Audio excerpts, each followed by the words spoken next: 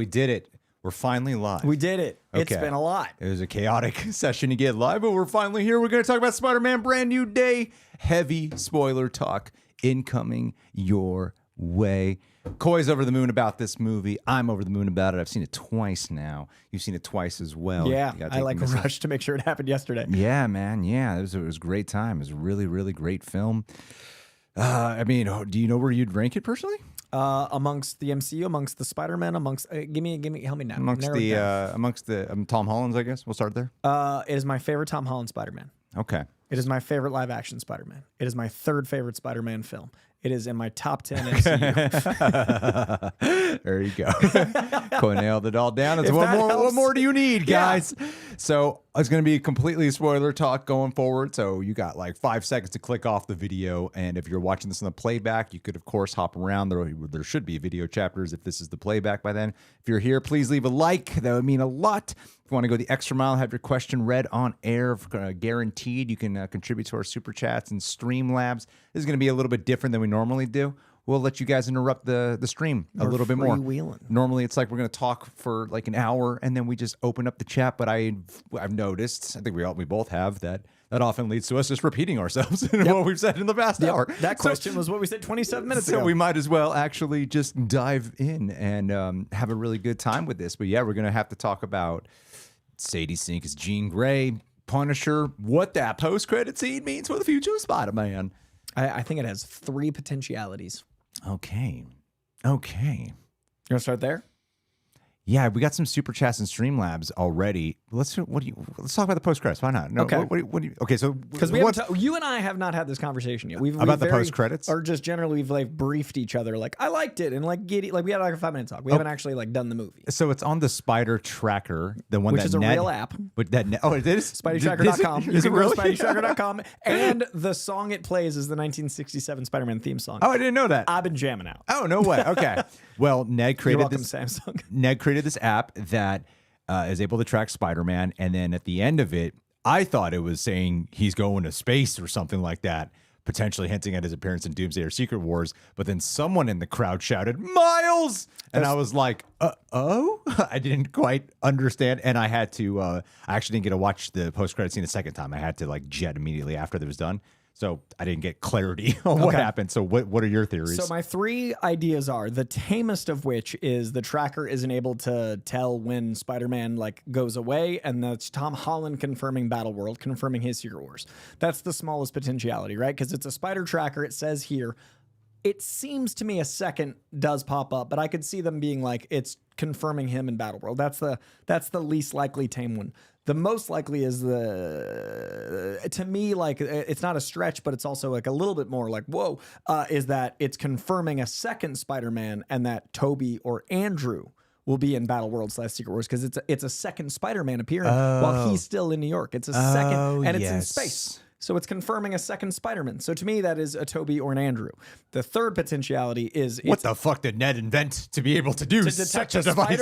Yeah. But the third potentiality is it's detecting an incursion event in space. So it's a spider coming into the universe, because it doesn't land anywhere. It literally says unknown. And that would be Miles, because that's his Earth 1610 coming into Earth 616, and that's appearing and bringing that spider in. So like, I'd say it is least likely Miles. It is most likely Andrew or Tobey. And then the one that would be like, well, that doesn't quite make sense, would be that it's confirming Tom, because it seems to indicate a second spider, but obviously we don't know the technology, so it could just be confirming him in Battleworld. But I would say I think I read it the first time as Andrew or Tobey, and then the second time I was like, but Miles would be crazy. So like, I'm going to let them go with either direction. Kind of like the last beat with Ned, it has 2 reads, right? Like the last moment with Ned could be interpreted 2 very different ways. Yes, it could be. So I think the movie... I just think that, a lot of these post-credit scenes have seemed like they're hinting at something much more insane, and I feel like it's probably going to be something as simple as it's setting up that he's going to be in Secret Wars. That's why I'm saying like 3 options. Yeah. What do you mean Harry Styles hasn't been back? Yeah. But I think, Destin or Cretton I interviewed, and I've talked to him about Spider-Man at as many times as I can. But he said one of his favorite things was how John Watts left No Way Home. That's why he wanted to do Brand New Day, was because he loved how it ended, because it gave so much potential. So I hope I hope he and the writing team are back. But I think he intentionally gave both endings potentiality because of how he liked receiving it. I think he wanted to do that for himself or someone else. Well, which ending excites you most? I mean, possibility excites me most. It would be, to be honest, I want a little bit more adult Tom Holland before we get Miles. So my most excited would be Andrew Garfield and or Tobey. I think Miles should be after like a symbiote saga. I think right now there has never been a more apt time to bring in the symbiote than where Spider-Man is emotionally and mentally. Like to have him get the symbiote after his experience of this film, it literally ends with him being like, my DNA, I'm accepting it as more arachnid. I'm trying to figure out who I am. Fucking symbiote time, dude. Like, so, and I'd want at least a symbiote movie before Venom, and I would want Miles to not be in the mess of Venom stuff. So I want 2 more Toms before Miles. It's fascinating because I think a lot of this movie probably had an earlier draft for what he's experiencing. They might have had a draft where it was a symbiote. And those eyes blacking out, and they replaced it. Yeah, there was a lot that seemed like it might have. This is like a Peter Parker getting the symbiote type of journey. Yeah. But just without the symbiote itself. So, just the arachnid DNA. So I could see that setting up because this would have been real full with symbiote. Like I'm glad they didn't. Very true. Very true. Hey, Ray is manning down the chat right now. Can you pull up the Streamlabs really quick? We got a couple. I know there's some from last week. I'll make sure we catch up on those that we actually missed. But I want to kick off with Dan V900 today because he had a good 2-parter that I feel like is a good spoiler territory because it's about Jean Grey. Thank you, guys. We see some of those supers coming in. It's August tomorrow. What the shit? You just let me know when it's up on screen there. We good? Okay, cool. Dan V900 is saying, thank you, Dan. I really like the film, but feel like they dropped the ball with Jean. She never truly shows remorse for her actions. She took control of MJ and kissed Peter where Peter apologized to MJ, but there's no apology from Jean. Jean took control of a man who she leads. That's true. The second video was like, she straight up murdered that innocent man. The man isn't referenced again. He apparently lived because Peter says she's not a killer. She froze a lot of people. I get we were supposed to feel bad with her sister and mom, but she did awful stuff. It's the same thing with Wanda. We're like, yeah, so what? She took over a town for a little bit, but she has trauma. So it's okay. Hey, I think these are actually fair points. It's not something that I was actively thinking about when watching the movie, but I think those are fair points. I think it was intentional, man. Like I personally, I fucking hate when Jean turning into Dark Phoenix is out of nowhere. Sure. Like she literally consumes planets. She feels bad about it after, but there is something in her with darkness. Yeah. Like I think it's good to start. I mean, this is obviously her as a villain, and they made her a villain in the film, but I think it's interesting to have a character have an undercurrent of darkness that then turns into full-blown Phoenix versus like there was nothing setting up Famke Janssen to have any sort of darkness. Then by the time X-Men 3 when she was like, the Phoenix corrupts me, and it didn't feel like the character. It felt like a totally new person. And then likewise, Sophie Turner, we'd barely met. So to me, having, I'd want like a 5 or 6 film saga before we got to Phoenix, but starting dark, I think it's so much more interesting. And look at like what we got with Loki. Look at where we went with so many characters. I like all the Thunderbolts. So I don't know, man. Maybe it's because of where I am as a person. I don't feel like you're understanding. I feel like I got a completely different interpretation of what he's saying, though. That she's not redeemable. That she didn't really have to deal with the consequences of her actions, and that she kind of got a pass. Well, it's like a Spider-Man movie. It's not a Jean Grey fucking movie. I know, but she also got a pass from Spider-Man himself without being like, you still did commit like a lot of terrible crimes, which he is didn't really have the opportunity to stop anything. No, he was kind of dying. He was dying. And she kept him alive. I'd be happy with her too. No, it's fair. No, it's a fair point. But because I'm 100% on the same page with you of like, I feel like this is undoubtedly the best live action Jean Grey that we've gotten so far. It's amazing how the casting for Marvel seems to be consistently great. Yeah. And what I was saying in my non-spoiler, because I didn't want to say what was happening, is that when she's first on screen, like when you start to actually hear Sadie Sink's voice and she's talking, and like, I'm Jean Grey, I'm talking to the DODC.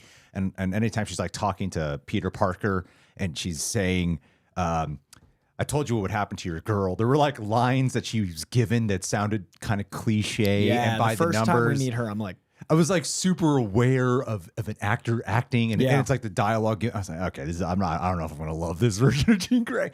But when she was captured by the DODC, as soon as she was in that glass containment, like flashback with Sarah, and then containment in there, and that whole escalation of her arc. It was her scene with Aunt May that brought me to tears. Yeah. And both times I watched it, I cried it even harder the second time, knowing it was coming. I'm like, oh my God, it's that moment. So I think that's part of the beauty of the con, because like I have like logical arguments about Punisher that I did not apply with Jean, like what Dan V900 is pointing out. I'm like, that is true. She does get away with a lot. Yeah. By the end of this movie. But I would say that her journey here, I'm so absorbed as an audience member that I wasn't even considering that. I was so on board with her arc and her journey and her understanding of, she's changed. Yeah. By the end, that the same person wouldn't be doing what Dan V900 was mad that she didn't get consequences of doing. I totally. Yeah. I mean, that's been the number one thing I've heard negatively about the film, and I didn't What was the number one thing? The Jean Grey. Oh, really? People not connecting with Jean Grey, her being a villain. Yeah. Is that a thing that people are saying? I didn't know that. Because I've been really high in the film. Yeah. Oh my God. I've already put out a non-spoiler She's so good. and a spoiler, and a lot of people. So good. They don't like the characterization. I've read the word characterization. What the fuck is people talking about? I disagree.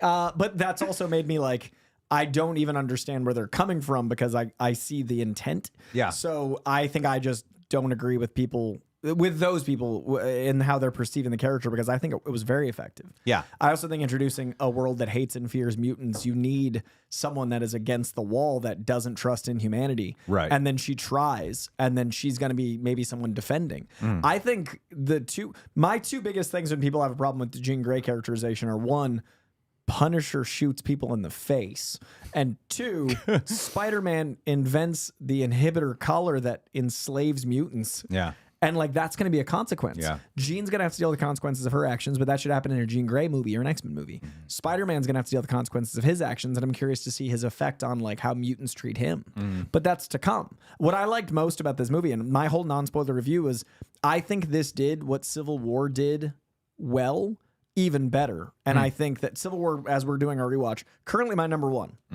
think it's my favorite MCU film as of this moment. And it hadn't been. But what I think it doesn't do well is I've always seen it as a Captain America movie that has Avengers tendencies. And then this rewatch, you definitely see it as an Avengers film. And I think that's because it strays from its lead for too long, and it doesn't have a thematic resonance tied to the lead at all times. It has themes that tie to the lead, but it doesn't connect at all times. This film, every single supporting character is to support the lead. This is a Spider-Man movie, and Hulk serves Spider-Man, Punisher serves Spider-Man, Jean Grey serves Spider-Man. I wouldn't have wanted to seen any sort of redemption or her adjusting that, because then the denouement in the entire third act would have become a Jean Grey story. Yeah. Because this movie is so strong because it stays about Peter. Yeah. Yeah. And Jean's story of her having a loss and liking it to how Peter lost Aunt May, and the paths of loneliness that they choose and the types of their versions of vengeance. At the end of the day, like what Peter's doing as a vigilante is his version of vengeance in some way. Yeah. You know, like of honoring redemption. Maybe vengeance is too like dark or strong of a word for that, because it's not a revenge mission, but I'm using vengeance specifically. So liking it thematically, I get what you're saying. That is a really strong point, because I can see people being like, I've heard people say that it stops being a Spider-Man movie and becomes about something else. But both times I've watched it, I wouldn't say that. I feel like I think that's its strength. That is its strength. It feels like a comic book, it's like a graphic novel run to me. Like this would be like issue 5 out of 6 by the time you get there. Yeah, where you do break POV from Peter for a bit, and you get to really understand the villain. Like this gives you time to really understand the villain, and empathize with them. By the way, that VMAX reveal, fucking love that. God That's damn. one of the best MacGuffins in years. That's a great VMAX reveal. Yeah. My gosh, Max, Sadie Sink, Stranger Things. I just put it together. Telekinetic like 11, but Max, it's all one. All right, we're going to be hopping around like a real life spoiler talk when you're with a group of friends. Can we go to the super chats right now, my friend? Sadie Sink. Oh, I can't believe people. I thought she was so good. That was I didn't read a lot of negatives, but the ones I did were all about her. And I thought that was really interesting, because I can usually like disagree with someone and still get where they're coming from if it's like a constructive note. Yeah. But that one's like, they're trying to be constructive, and I respect they're not being like dumb about the way they're phrasing it, but I'm like, I actually can't see it personally, because I thought it was so well done. Like some arguments are just like people trolling. I did not read that about her. I just read like, oh, I disagree. I'm going to make a note to talk about Sarah Gray, since they changed her from the comics quite a bit. Yeah. Okay, here we go. She is in the comics, but not quite like this. She's not a mutant. Natalie Brooks. Hey, Natalie. Hello, fellow rejects. Coy, did you notice that Ryan Reynolds' Deadpool costume color was Jean Grey? I did. Spider-Man was Incredible Hulk. Much love from you. I got nothing. UK. And she also goes on to say, also love to my son who's in the hospital after a dog. Holy shit, I'm so sorry. You should be using that towards your son, but we'll take your money right now. That's a good man right there. That's what I do. He's an artist and designs his own comics. Oh. As well as writes his own graphic novel, comic stories. Loves y'all. I hope one day that we're able to be talking about adaptations of his comics. And that Coy could be his talking writing hand. That's the next sentence. I know his dog. His writing hand. He will heal though. He will heal. That's so it is really specific sad. and sad. It is really sad right now. I do look forward to covering his comics. I agree with what Greg was saying before he interrupted with, oh my God. That's part of his origin story. That's though. true. Now he's got a canon event. Yeah. It's like Doctor Strange. Yeah. He's got to learn the mystic art of arts. So that way I can graphic novel it up He's again. going to make a lot of psychedelic that's art. Cool. That's cool. Our condolences, all of our well wishes to your son. That is a very intense thing. I did notice the Jean Grey Pantone.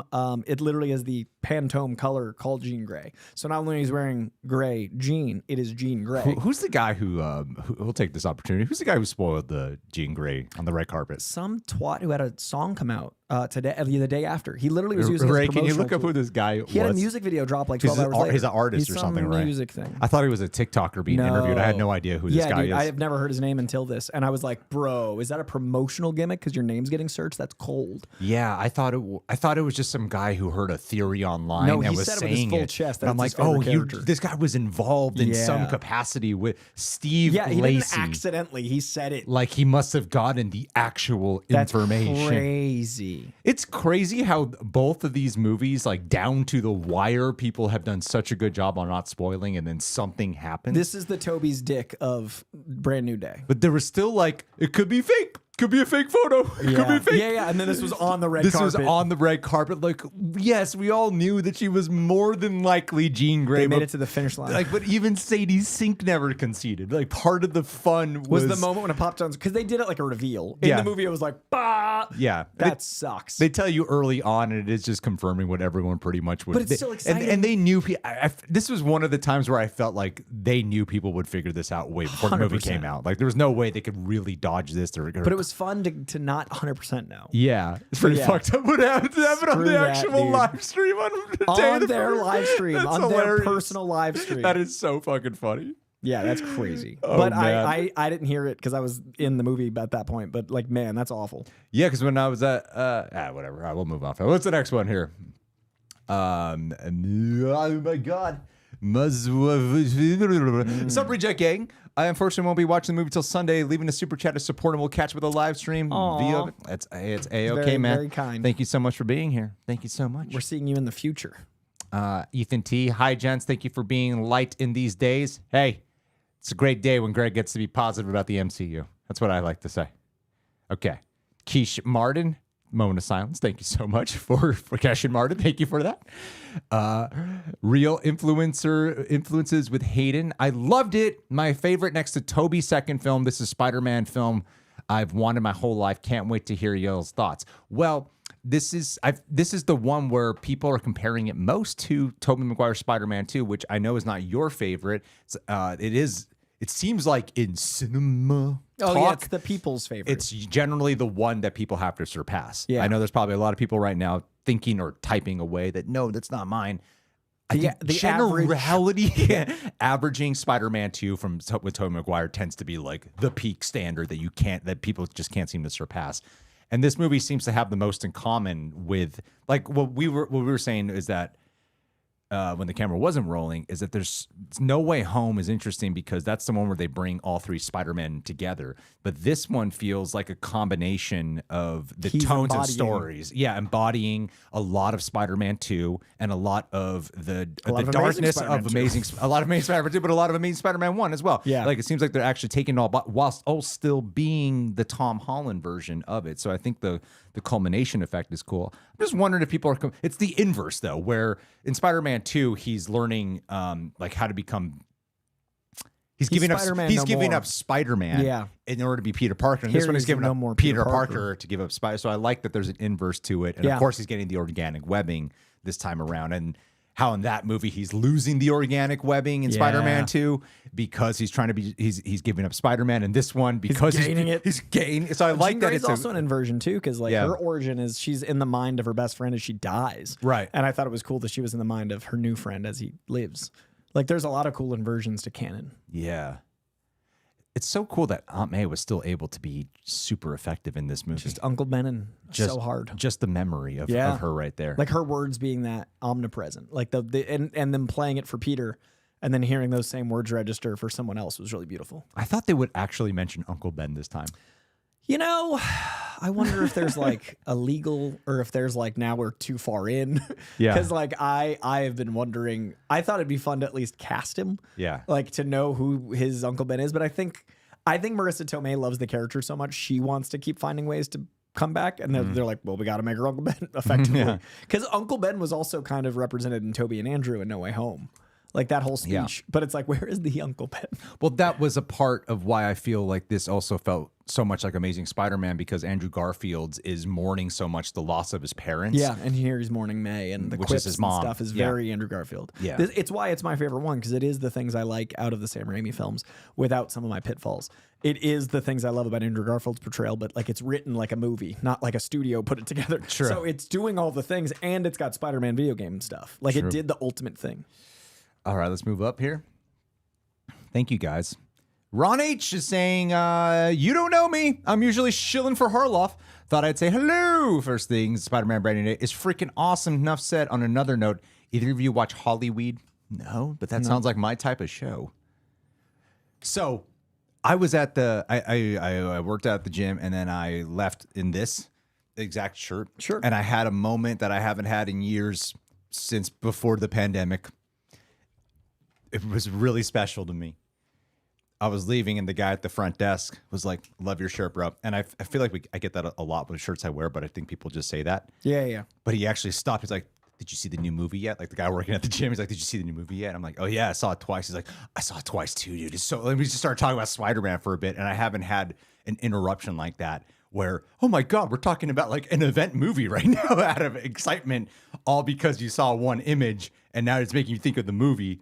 And I don't know. I don't really have encounters like that anymore. People don't stop you to talk. Like, I feel like that's the most common occurrence of being a real reject. No, he doesn't know me. He doesn't know me, Greg Alba, real reject. Yes, I'm just a guy. Anonymous fan of I'm just a guy at the gym. Yeah. Yeah, that is a nice moment. And he saw the shirt and he wanted to talk. He was so in love with the movie that he saw someone he could finally just like, I could talk with this person about Spider-Man. It's like, oh shit, I'm having like a community moment right now as just a dude. Yeah. I don't know. I thought it was like really special. That's so special. And this sounds like a negative, but it's a positive.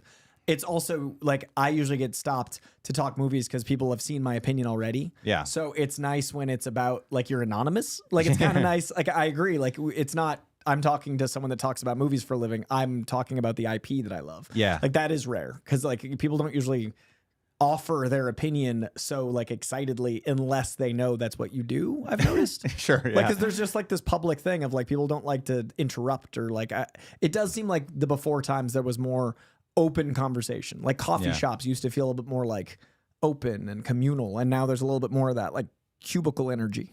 Yeah. And I guess the why I felt it was special in that moment is this movie's so much about loneliness and having a difficult time overcoming one's own self-isolation and voicing to connect. Yeah. Like it's so most of us have been there. We know people like that where it's not a logical thing. It's an emotional thing where you're like, obviously you're lonely. So you have an opportunity to connect with someone and to have a connection with some person who I've passed countless times. Yeah. Like, I've seen this guy so many times. And the one day I'm wearing a Spider-Man shirt is the one day we're like finally talking to each other. It's like, oh yeah, this is the movie, this movie that hits so much on loneliness. It was like, now we're connecting. So I don't know. It's like it's a weird magical moment to me. I love that, man. I do love those. Those are really special. All right, here we go. Let's move into the Chadwick Myers? No, Nick Alexander. Right? Nick, yeah. No, where are we at? We just read that one? Navy Descent. I feel like we've gone way up. Oh, yeah, hold on. We are way up. We are way up. Ray, what have you been doing, man? Ray's just scrolling. Jesus Christ, Ray, you've scrolled way He's too just high. going crazy. You scrolled way too high. You There's scrolled more. way too high. Okay, now slow it down, Ray. You're way too low Ray's now. trigger happy. Way Ray's too just, low. This is what happens. This is what happens to the guy in the chair. We left on Hollywood. We're gonna We're shit back. on you for the job we don't know how to do. Isaac. That's how we go. Isaac, Spidey tracker is tracking Tobey. Could be. One person shouted Miles, and I was 100% convinced that's what it was. Isn't that funny how their brain works? Like, correct! Correct. The filmmakers are like, we did not tell you shit. And They you're like, sound more confident than me right now. that means they're right. I'm going with their opinion. And that's like this. It's so funny when people put stuff in ink and they're like, that's the thing. And it's like, nothing indicated that certainty. I must have misunderstood that I was going to say. But like also, I mean, there have been rumors Tobey's in Secret Wars, so I could see someone inferring that too, but I don't think the movie did that. I hear a lot of him in Doomsday. I'll say though, you know, like I felt that this was way more the Peter Parker that I read than Tobey's is. Like, I don't know if I put this above Spider-Man 2 personally. Yep, It's just a movie. Yeah. But in terms of Spider-Man? Spider-Man, like the shows that I've watched and the comics that I've read, I'm like, this feels way more like actual Spider-Man to me than Spider-Man 2 does. Even though I don't know if I don't think I would put it above Spider-Man 2 personally. But this is way more Spider-Man to me still. I think Spider-Man 2 is the best of the Sam Raimi's. It is my number 6 of the Spider-Man. Like I just, the characterization is so far from how I see the character that I enjoy the films and they're so important and they brought me so much joy as a child. They showed me it was possible. But as far as the characterization of my favorite character, that can't be higher for me. Yeah. And like, it's so different. And like the way he treats, so many of his relationships are so false that it like is hard for me to enjoy even while he's Spider-Man, because I'm thinking like, I don't know if he would have done that. Whereas this movie, it felt, every interaction felt like how Spider-Man would deal with blank or do blank. Like that was so special to watch a movie where for 2.5 hours I was like, that's what he'd do. That's Spider-Man. And I haven't felt that in a live action movie. I felt that in the Spider-Verse films. Yeah. But this one felt like Spider-Man. Felt more like Spider-Man. I like Andrew Garfield more. I don't like his movies more than Spider-Man 2, but I like Andrew Garfield more as Spider-Man than I do Tobey. But even here, I feel like he's more Spider-Man than Andrew Garfield. This finally, It's the little things. It's the interactions when he's working with the cops after the DODC break. He's like, good job, guys. People saying, I love you, Spider-Man. But then he's also lonely. Or when towards the end of the movie, the way he holds the door open for someone before he bumps into Ned to do the handshake at the end. It's the little kindness, nervous gestures. The scene when he's interacting with MJ with the curtain closing. Yeah. It's so much of him and even his arguments with Punisher. I'm like, this just seems like the comic way more to me, and the TV shows that I love. Yeah. So much more. To me, I'm like, this might be my favorite This might be my favorite Spider-Man performance now. Yeah, I think it's my favorite Peter Parker, certainly, and it's probably my favorite Spider-Man. Like, I can say with my full chest is my favorite Peter Parker. Yeah. But I think it's also my favorite Spider-Man. I don't want to be like, I've seen it this week. It's hard because I've been so excited for it. Now that I've seen it, I don't want to be like, recency. But I can't think of it other than the Spider-Verse films.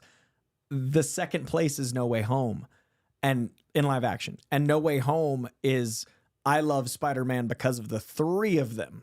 Like, it's them being different and culminating in Spider-Man that makes me love that film. Ironically, Tom gets to do that by himself here. Yeah. Like, Tom represents the culmination that I love about No Way Home. Mm-hmm. And that's so special. Yeah. He's just got a consistent kindness, even no matter how dark he gets. Yeah. But when he goes dark, it's cool.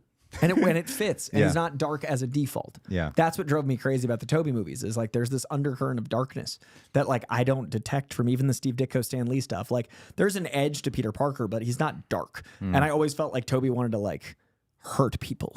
Like there was always like an undercurrent of like, if that thug goes out of line, like he wouldn't kill, but like there was always like a malice. And I don't know if that's just like my read on how Tobey perceived the character or like knowing about Tobey's gambling. But like it's very intense. Very intense. Was it I can't read. Hey, no last name. Live on my lunch break for the win. Hey man, happy to have you here. Spider Hearts. Thank you so much. Jordan Garza just got out round 2. Leo Morning, watch with some coffee. Now gonna draw up some sweet Spidey with the stream. Love you guys. To be honest, just wanted more Scorpion. I appreciate you bringing this up. This was one of my little complaints about the movie. Although I feel like they might utilize him more. Michael Mando has been the thing we've been saying for years. Homecoming. We're Why aren't you back? Why come you haven't been here? And then he ends up stealing the show so much of the time in Better Call Saul, which I know you haven't seen yet, but my God, he's so good in it. Do you know he's Bane in the new Batman? So, he's so good in Better Call Saul that when you're doing that, you're like, well, fuck, this guy really should just come back. We know his caliber of talent. And Scorpion is one of Spider-Man's biggest rogue gallery villains. Yeah. And then when he shows up, it's like cool that he has the suit. It's cool he gets to have Scorpion fight scenes, but I don't feel like we got the character Scorpion. And then even when he's actually has his big fight scene with Spider-Man, it's not him he's fighting. He's fighting Jean Grey in that moment. So I think it kind of undercuts the thing of him fighting Scorpion. Now, I like the scene for the action.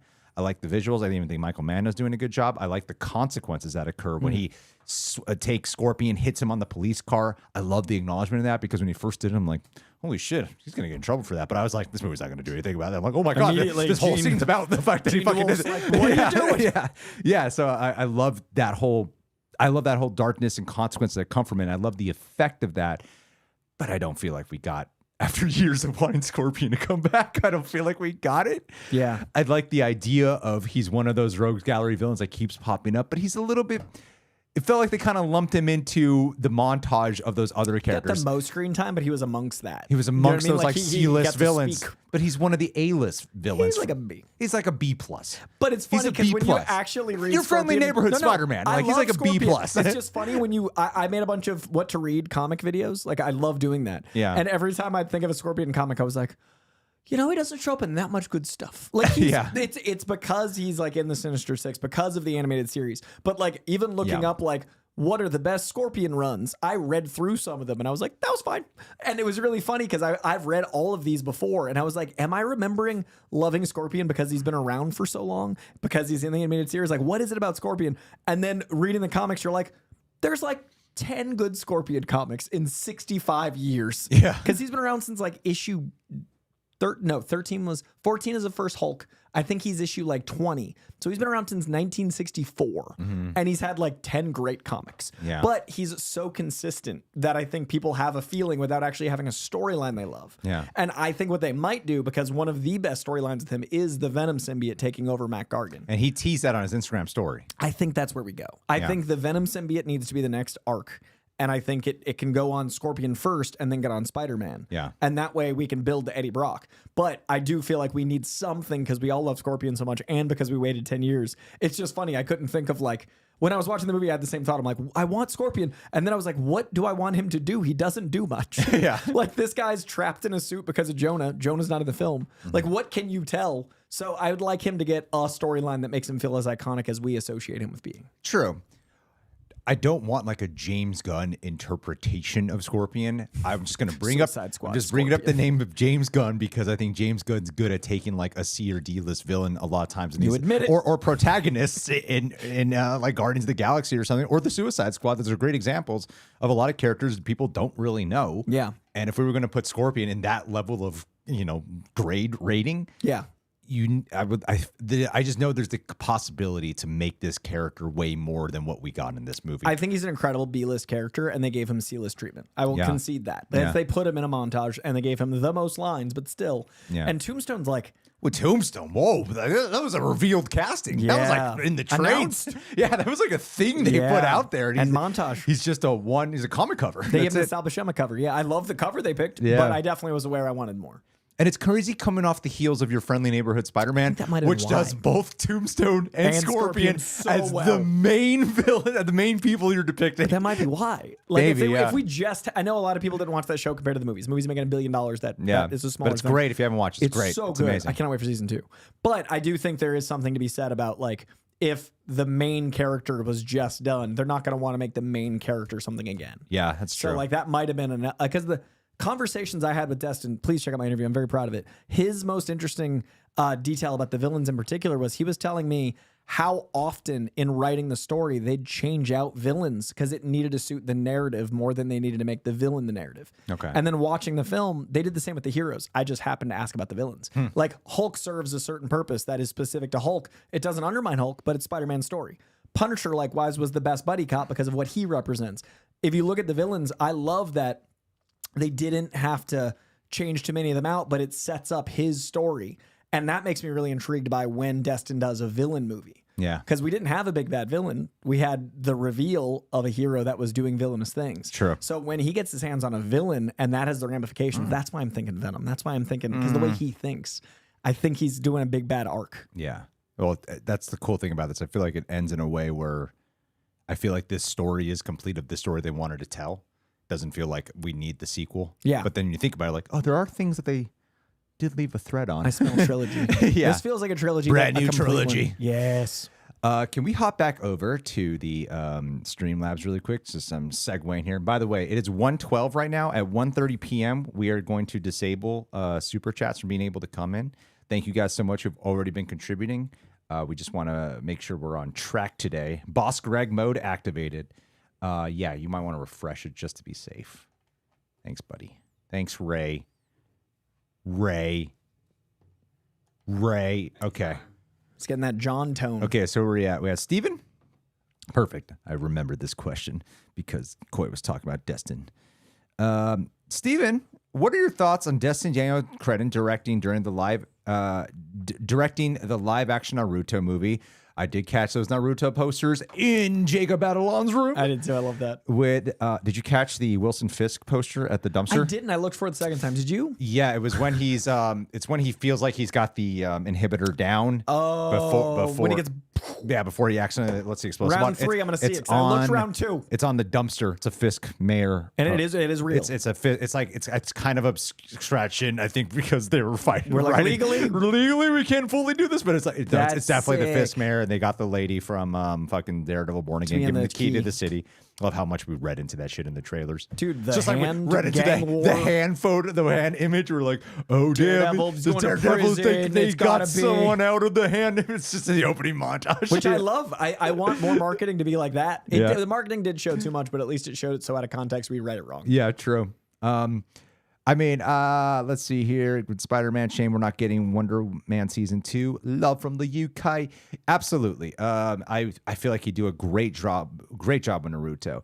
I mean, I want to do a little social media video about it. I think Destin Daniel Cretton's the best director worked in the MCU right now. If you look at his 3 properties he's done, Shang-Chi, which is this mystical Asian influence film fantasy, wonderfully executed, still feels like halfway.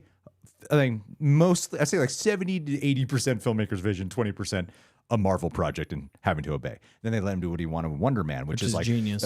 Which doesn't feel like the same director at all. Yeah. And then you look at this movie, again, doesn't feel like the same director of either of those properties, but it never feels like a director for hire from the studio just to do the job. It still feels like a filmmaker's vision every single time, and he adjusts his vision to serve the story better. It's not like when you watch like a Fincher movie or a Gunn movie or a Nolan movie where you're like, this feels like each one of those directors' movies. Yeah. Like there's not really that distinct Destin Daniel Cretton voice, nor does it feel like my concern of what Sean Levy will do with Ghost Rider. Like this feels like an actual vision every single time. So I feel like he's the best director they got working in the MCU right now because he can adapt. He's the most adaptable director. Yeah, I think his uniqueness is in that he loves the story and has a vision, and it's not costing him either. So many directors, they have vision, like you're saying. Sometimes it hurts the story. And other times, like, the story means they can't be so stylish. But you can, like, see certain style choices he does, but he serves to the character. I think he's absolutely incredible. I'm so bummed about Wonder Man season 2. Like, that's like, they just greenlit it. Like, we all assumed we can get a season 2. We didn't have our hopes up. Then they got our hopes up. Like, it's so much worse that it got canceled because I never thought we were going to get it. Well, I feel like the reception to him is so strong that we will still see him carry on. Me too. Yeah. In some capacity. Wanted more. Of course. I mean, we thought it was great. But in terms of Destin Daniel Cretton's direction in this, I thought he did such an incredible job. I love his mixture of styles that he brings to this. Like, he brings a real tension to it, and it's hard to nail down a tone for this movie because there could feel a lot of tonal whiplash because you have moments like an opening montage, which are a lot of fun, but he knew the tone had to have this constant pall of melancholy. And so much of the jokes worked through that melancholy. And a lot of times the Marvel problem, my problem with Ultron, a lot of the jokes not hitting makes it like, I don't know what we're supposed to feel. I knew what I was supposed to feel this movie. Yeah. And he knew how to capture the action well too, because it was more than just replicating moves from the game, which is what any choreographer can do. He knew when to follow, when to flip the camera around and stuff, because that's a part of what makes the Insomniac games cool, is how you follow where you feel like you are with Spider-Man. That upside down Spider-Man with the hand fight. With the hand fight, that was so sick. And I was not expecting like a full inversion. That was so dope. And he lets them be emotional moments. Like, in the hand fight, I think your average movie would, when the hand fight ends, there'd be a pause for applause. Yeah. And we do not do that. Like, he literally defeats them, and then he swings, kicks the door up, and you go right into the Jean Grey scene. It's like, this isn't the movie where we're going to take a break to go. That's why this is, that's what passed No Way Home for me. The little details like that. Yeah. Like, No Way Home is a sporting event. Like, No Way Home is made for theater. Yeah. And I think this is going to hold up better at home. Definitely. 4 moments like that. So like, as much as No Way Home was my favorite Spider-Man live action for the last 5 years, that element and a few other details are why I'm like pretty confident this is my favorite. Oh, this is by and far easily my favorite of the of the Tom Holland ones. Like, it's not even close. But yeah, I think Destin and Cretton's direction to this, with the way he realized the when the Spidey senses are getting out of control, that little zoom shot he does, that it goes to the wider shots in New York City as he keeps pulling back. That kind of like, it's like the inverse of that famous Jaws dolly zoom shot. Yeah. You know? It's really, really neat stuff that he does throughout. I think he has just such a great variety.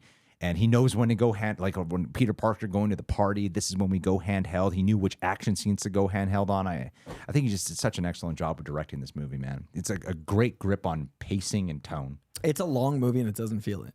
No, I loved it, man. And that's really hard with this many emotional through lines. Sometimes the movie feels long because you're emotionally drained, but it knows when to punch up the comedy without costing the movie, so you're not emotionally drained. Yeah. Like, I still want to talk about the movie leaving the movie. Sometimes movies I'm like I needed a break after the Odyssey in a good way, but like that was emotionally draining in a way that I was like, I don't want to talk about this right now. Like, I didn't want to like live in it. Whereas Spider-Man is so impactful and so emotional, but I like this is the first movie in a long time where I have 10 content ideas that I want to make, and I'm constantly outputting. Right. I keep being inspired by like, oh, I want to do an Easter egg video. I haven't made a purely Easter egg video, I think, since Endgame. Yeah. And like, it's so inspiring while also being the heavy as fuck. True. Love this movie. True. Peter MCRA, love Brand New Day. Nope, my bad. Chadwick, not sure Jean earned the get to walk away forgiven end yet. Okay, so this is a common sentiment. I was telling you. Maybe that is a thing they'll acknowledge as she is going to the X-Mansion at the end of this movie. About hating mutants that are hated and feared, probably. Like, I think it seems like the end is implying she's going to she's going to Westchester to go to the X-Mansion, right? Road. Making the guy walk into traffic cross the line. He is in DOD's DC, because if he was, then it'd be okay. And she'd already proven she could hurt MJ, which seems like pure cruelty to mind control innocent bystander into potentially suicide. That's true. I mean, but when looking at one of the reasons why I love this movie so much is because it paid attention to what didn't work in the original Home trilogy. Tom Holland's been incredibly vocal about dissecting that information over the years, paying close attention to podcasts and such to really understand what did people not like about the original trilogy, so we can do better this time and improve upon those aspects. And I think these kind of concerns that people, if this is a common sentiment that people are saying, this sounds like the kind of thing that they would actually pay attention to now and acknowledge the next time we get Jean to come around. If they don't, then it kind of sucks. But I feel like I think they did it for that. Yeah. I don't think they're going to do it as a reaction. I think they did. It's already part of the plan. Yeah. I think it's a world that hates and fears mutants in an MCU that's like heroes. Yeah. Like, you need to have an othering in a world that, like, the MCU is amazing. I love it. It's impressive. It's some of my favorite hours of my life. But they put themselves in a very tricky position for, why are mutants different than Iron Man, Thor, Captain America? That is a conversation of mutants in a show with Muslim culture as an anchor point. And then you introduce the first X-Men as the antagonist in a Spider-Man movie. These aren't reactions. They're intentional. Like, this was all plotted. So yeah, you should be wondering. Like, I think it's a very intentional thing. I don't think they're going to be like, well, the audience thinks we should worry. I'm like, no, they want you to worry. Yeah. Like, mutants should be like, well, they could fuck us up at any point. Like, that should be a concern. And there's the ability to have more nuance now than there was in 2000. That's true. I mean, you do this big ass thing where Jean Grey took advantage of half of New York. Yeah, you have a conversation about it. Then a lot of that. It's kind of like Sokovia. Yeah. You know, the Avengers were there, then they keep getting blamed for shit that happened in Sokovia. Right. Yeah. And you want that kind of question. And that was very smart to start implementing that because, you know, a lot of phase 1 into phase 2, it's like, we have these heroes, we love them. Look at the Iron Man posters everywhere. But if you actually go, hey, so I know he's charming, but the man is flying around in a jet without any sort of registration. Like the dude himself wants registration because that's what he realizes after those moments. But up until that point, we're just like, cool, bro's got a hammer, does what he wants. Like we need to have a big enough impact that when the mutants come, there's the conversation. Like where X-Men 97 does a really good job of like painting some of the paranoia with, you know, religion and politics and all those things. I don't think the MCU has done a lot of that legwork required yet. So you need to make these big swings. Sure. That's fair. That's a good point. Good point. Peter MCRA, love Brand New Day. Scratch the same itch as Tasm for me. Is there any Spidey stories that have a similar tone? Big fan of what y'all do. Keep it up. Take it away, Coy. Are there any Spidey comics that have the same tone? You're going to want to go Bronze Age. You're going to want to look for a couple writers. Roger Stern is probably the closest comp for a direct one-to-one. He does a lot of Gene DeWolf stuff. He's the man who kind of implemented the Spider-Man working with the law to try to solve things. It goes very dark places with a death of a character, and that really puts Spider-Man in a spot like he was with Gwen Stacy or Captain Stacy. Like, there's a lot of death in Spider-Man's life, but the Roger Stern stuff feels like this tone. Jerry Conway is also a really good comp. Jerry Conway invented Punisher, and he really popularized Tombstone. So I'd say Jerry Conway's omnibus or Roger Stern's omnibus is going to give you this flavor. You're going to want to look Bronze Age, and then Gang War is really fun. That's also in this era. But look for those two writers, and you'll have this flavor. People are saying audio's messed up. Have you noticed these comments? I feel like okay, yeah. If you refresh, saying, they refresh. It should be good. Okay, cool. All right, next one up here, Steven, and then we'll go back to the supers. Thank you guys for contributing. 5 more minutes, appreciate it. Steven, the scene between Spider-Man and Punisher on the boat where Peter compares himself to Frank and Frank's answer really got to me. Was not expecting so many emotional scenes in this movie as well as some great action scenes. Absolutely love this film. Let's take this time to talk about Frank Castle. Frank Castle. Yeah. Kid. Kid. The little head bob. I love his. I see you. I'm gonna when MJ opens the photo. Get away from that. I love Jon Bernthal so much, man. Body language. It's the best because when he's in an interview or when he's doing his regular stuff, he's so like, yeah, man, I'm such a bro. I love it. He's such a bro. I'm such a fan of him as a human and a performer. They do have amazing chemistry, and I did say some stuff in my non-spoiler that was alluding to things that I wasn't a huge fan of what they had done with him in this. On my second viewing, I realized I magnified some of those things because interesting. I hold Jon Bernthal's Punisher at this point for his inclusion in this movie as an impossible standard. Higher than Jon Bernthal, probably holds it himself. Because, like watching the 2 seasons again this year, falling back in love with his interpretation at a whole new point in my life, reading so many Punisher comics, and then One Last Kill. So I know the timeline well, because some people were like, well, no, I mean, at the end of Punisher season 2, he was, I'm like, no, guys, no. Okay, at the end of Punisher season 2, he was offered a job at the CIA, and he's like, no, I'm not going to do that. Then he fucking just starts killing a bunch of people at the very end of that episode. One Last Kill, the news is painting him as a criminal who's like, yes, he's killing mob people, but he's a criminal. At the end of the day, he's a criminal. So there were some elements that I was, if a little thing slightly skewed into, I don't know if I'm a fan of that on my first viewing because of the preciousness that I held for it. It was definitely the feeling was of a much larger magnitude than on my second viewing, where I was like, oh, some of those things are not really that big of a deal. That was the first thing you and I talked about. We haven't talked much, but I was like, man, I love Punisher. And you're like, there's a couple things that there's a couple things that I thought it was a highlight, man. I think he is one of my favorite performances of his. Well, it captures the absurdity. There are still some things that I will stand by, though, on the Punisher side. I don't really feel... Okay, so nitpick. Hyper gladly owning nitpick time because I've given plenty of praise, and the non-spoiler especially. I'm not just going to repeat everything. I give plenty of praise, and it's pretty much excellent throughout. It's excellent. I would not want the movie to not have Punisher in it. It's like it's so nitpicky. The joke with Hulk when he's like, "Are you just trying to get out of like going after the Hulk?" And then he's like, "I guess so. I've seen so much of this guy by this point." I'm like, he would not say that. he would not do that. Like, to me, that was when Marvel comedy came in. Yeah. For the Punisher line. I can see that line. And I did it the first time. I do the second time. And like that's when we talked about his attitude wouldn't be that way. I like the POV they adopt from Peter's perspective in this movie because you see a lot of the absurdity. Yeah. It's kind of like when he pops up in the Civil War comic book. Right. You're like, you're this guy's just fucking ridiculous. You know, when you're in Punisher's POV, it's different. But when you're not in his POV, you're like, this guy's kind of absurd. And it's different than the Daredevil POV. Yeah. But the thing that this movie doesn't really have is they don't capture like the fact that this guy is a killer. And they make him like really PG-13'd up. And so he doesn't get to have any really cool action moments. People will then go, well, the Hulk, he fights the Hulk. I'm like, yeah, but then I got a little pulled out because I'm like, I just watched the Avengers where the Hulk is like getting shot by jets and he's like, fuck this, I'm going to go after you. But in here, he's using an assault rifle or whatever. And the Hulk, again, this is like nitpicky shit. Like, I actually enjoy the sequence and have fun. My mind is holding the impossible standard when I'm watching it. Like, yeah, but Hulk, why is Hulk backing down so much from this assault rifle right now? Like, he can definitely handle this one little gun, can't he? Like, I like the swinging and it's funny.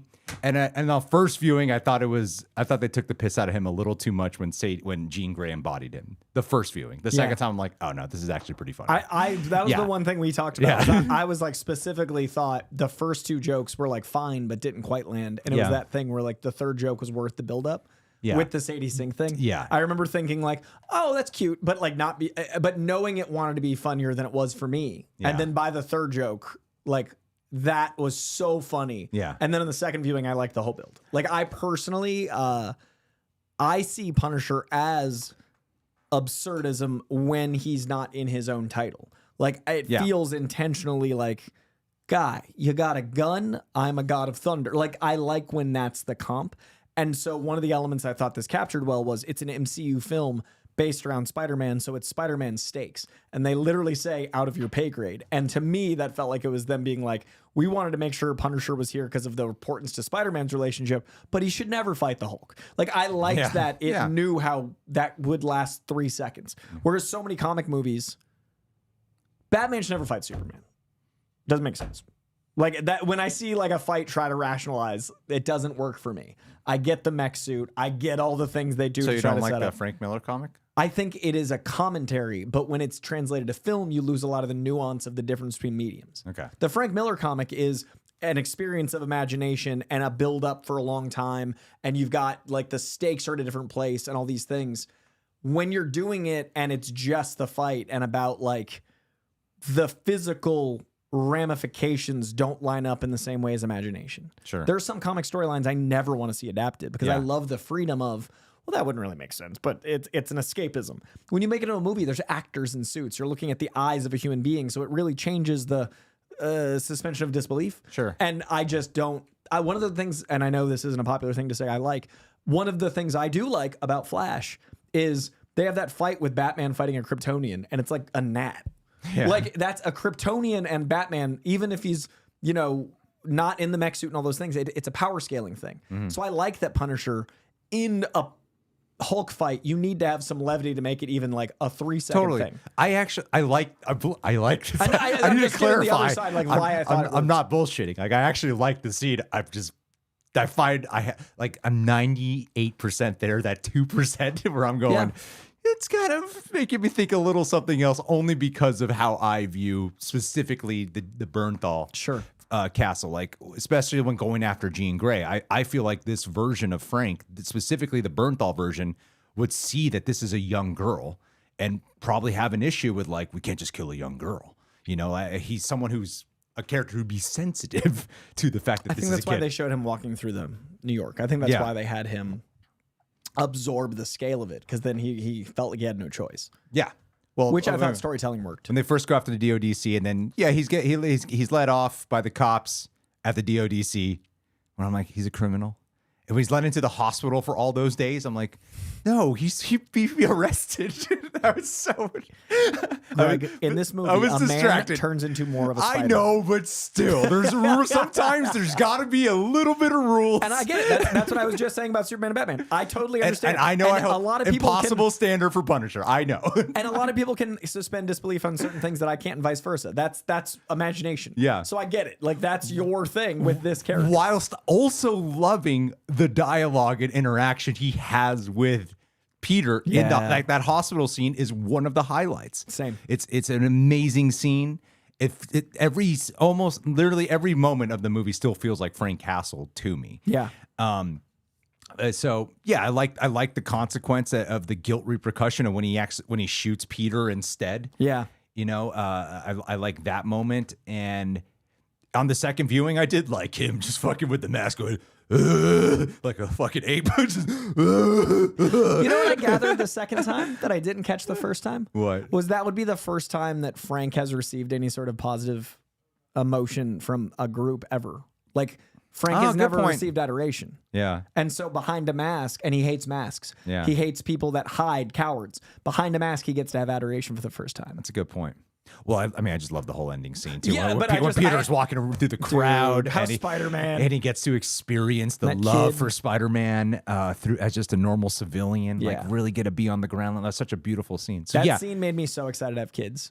Oh, like really? That scene, like when I saw like a bunch of kids and their interactions with Spider-Man, because I've also I am so associated with Spider-Man. When I see someone in a Spider-Man shirt, I usually am like, your guy. Like, I talk to people about Spider-Man, but it made me realize, like, I get to introduce someone, and then that kind of experience of like a parade, like, that's our reality. We in real life love Spider-Man that much. So it was really interesting watching at the end of the film. Like, I was like, man, it's going to be a while, but I can't wait to show my non-yet existing kids this. And that scene like really hit me in the legacy feels. Sure. It was so special to be like, man, this character is 65 years old, and we've had movies for 25 years, and we are just getting started. I'm excited, especially the box office. I'm excited for 10 years from now when Kevin Feige says that boy who was doing that is Miles Morales right there. Little Latino kid, Miles Morales. Gotta be him. Iron Man, that's Peter Parker. Okay, cool. Got that out of the way.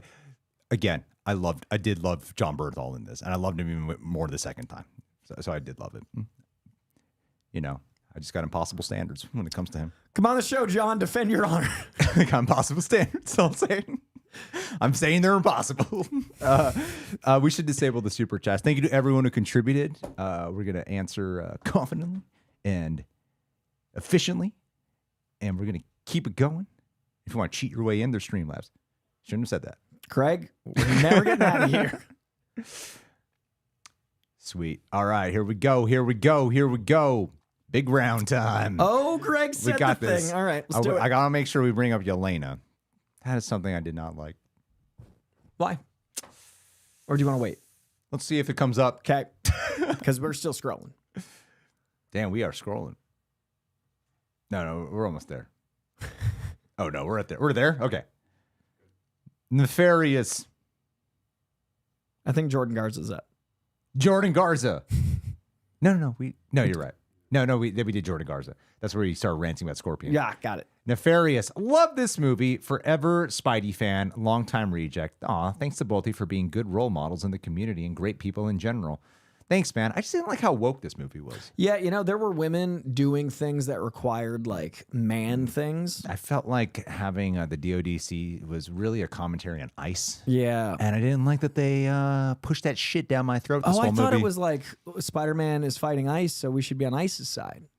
Right? Like, they're dangerous people in the streets to be captured. That is why they made Jean a villain. Yeah. Because woman ICE bad, is right. ICE kill woman white left woman kitchen. Now. Got it. ICE. Yeah, but we're happy to be good role models in this community. Upstanding members of society. Let's move on. Ron H. I'm always afraid people clip, you know, those moments, like the sarcasm, because sometimes we said something like so sarcastically that like Roxy clipped it once, and half the comments were like, they didn't get that it was sarcasm. Yeah. And now I'm like afraid of the internet. Now you are? Yeah, that's fair. Just now. Just now, today. Just now. Finally got afraid, Coy. Oh, shit. The internet's forever. Hollyweed is Kevin Smith pilot. Oh, you should know that, Coy. He married you guys.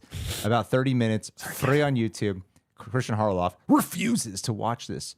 Anyway, Coy, you are missed, but you got busy. So as for Greg, Filipino represent Pinoy Pride, Forgotten Island, September 2026, DreamWorks Animation. Go watch it. I'm so excited for it, man. Saw that trailer before Spider-Man. I was like, damn, this looks good. Yeah. And it's a big Filipino movie. Godquad, thank you. I want to start by saying I love this movie, but I am being too critical by saying I was not a fan of Tom's attempt at that humor we know from Andrew's Spider-Man. Just didn't hit for me, really. You know what my favorite humor moment was from him? It wasn't dialogue. It was when he was up all night working on the Inhibitor, and then Keith David's arachnid documentary and the birth of the spider. They're focusing on it. And it's just Tom Holland's face, like, because he's just thinking, "Is that what's going to happen to me?" I love that joke. Like I laughed so hard both times. He didn't have to say anything. You could see what he's thinking. So good. Like, is that what I'm going to become? In that moment, it was the perfect look. That was my favorite comedy moment from him in that moment. The comedy worked for me. But yeah, I would say I laughed the least in this one the movie's not going for funny as much as the other three do. Yeah. Especially like 1 and 2, I would say. But like, but I didn't laugh as much, nor at Tom Holland's lines as much. But I still thought it was like, the humor was fine. Yeah. It didn't take me out of it. And the quips I thought were funnier than he had been in the past. I thought they went for Spider-Man humor more. Opposed to situational humor. Yeah. I feel like the first two are very like, John Hughes, hijinks, teens, haha, as opposed to like Spider-Man. I think he was hilarious in the first movie, in Homecoming. Tom Holland I thought was hilarious in the first movie. He's really funny in Civil War too. But this one, yeah, it's a different kind of movie. It's not going for as much of the humor, but I do kind of get what you mean. Kind of like when he's like antagonizing the DODC at the end. That stretch, I got a stretch moment. I'm not in high school anymore. Like, yeah, it was reasonably funny. Yeah, like I like Spidey to be talking. Punisher made me laugh more than Spidey. Punisher was hilarious, but it was we're laughing at him sometimes. That's the funny. I got all that shit. That was a funny moment. I can't wait to watch it again. Or when they're bickering with each other. Yeah, that was fun. Oh, the hand gestures. Yeah. I love the shot of them in the security footage, and he's just like, Frank! Yeah. Like, all the body language is so good. Cool. No, it's fine, man. It's fine. Diego Guevara, what's up, buddy? I think I know exactly where Rosario Dawson scene was supposed to be. She said she shot a scene for this movie that was ultimately cut out. Me learning this. Yeah, I mean, we just watched Doctor Strange, and which was fun to do, and it reminded me how that Oathkeeper, Oathbreaker, two different meanings. Oathbreaker. They're two different meanings. I can't remember. Doctor Strange is heavily inspired by a very specific comic run. And Night Nurse is in it, but they couldn't use her. They didn't use her, so they instead made up the Rachel McAdams character. And so it got me thinking about Night Nurse a lot. But they use her in the Netflix shows, Rosario Dawson's character. And apparently she was in this. Wow. But they don't have her in this. Wow. I don't know what scene that would be. Yeah, I'm curious as well. Might have been when Peter needs to be stitched together. Nursing? Because Punisher... He doesn't interact with her. He doesn't interact with her in his own show. He doesn't interact with her, but he does. I think in the Daredevil show he did in season 2. I think, but that would be the one that makes the most sense. Sure. Especially when you got to bypass all the hospital people. Yeah, you got to have the Defenders. This is now Peter Parker. But I love that everyone knows. scene. Yeah, I know. So I wouldn't want to lose that. I don't know. You'd have to do a whole explanation. It's a lot. I need the nurse. The night nurse. I need the night nurse. The one who heals all the heroes. The nurse. But I think in the show, she's actually a nurse. Maybe she just works in the hospital. But in the comic, she's not just a... No. They just call her the night nurse, but she's an actual like doctor. Maybe she works in the hospital. True. That'd be easy. Ethan Tate, what's up, buddy? It's my 25th on Sunday. It's a perfect gift. You gents being like, oh, thanks, buddy. Happy early birthday, man.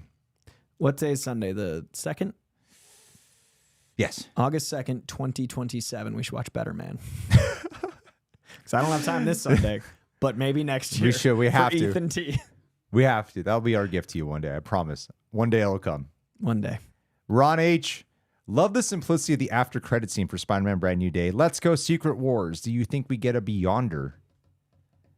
I personally don't know with how Eternals did if the audience is... hungry for that kind of content. I think they're going to make Doom a kind of a blend of Beyonder and Molecule Man. Like, you've read the Hickman stuff. There's so many characters they need to make that story work. Yeah, Secret Wars is New Avengers. Time runs out. There's so much. It's unbelievably cosmic. And we're not there. I get a little bored with the New Avengers leading into Secret Wars. I love Secret Wars, but a lot of the pre ones of the cosmic ones. I remember forgetting them. The big gold statue guy. I forget their name too. I forget their name, but yeah, Hickman stuff's they're the dense. times I'm most bored is with those guys. I like Bendis' New Avengers more than Hickman's, and I know that's a hot take, but I also like original Secret Wars a little bit more than modern. I like the 80s Secret Wars, which is Beyonder. Yeah. Beyonder, like playing with his toys and their heroes and villains. Yeah. I don't think they're adapting that. I don't think we're going to see Hulk get a mountain thrown on him. Be cool, but be cool.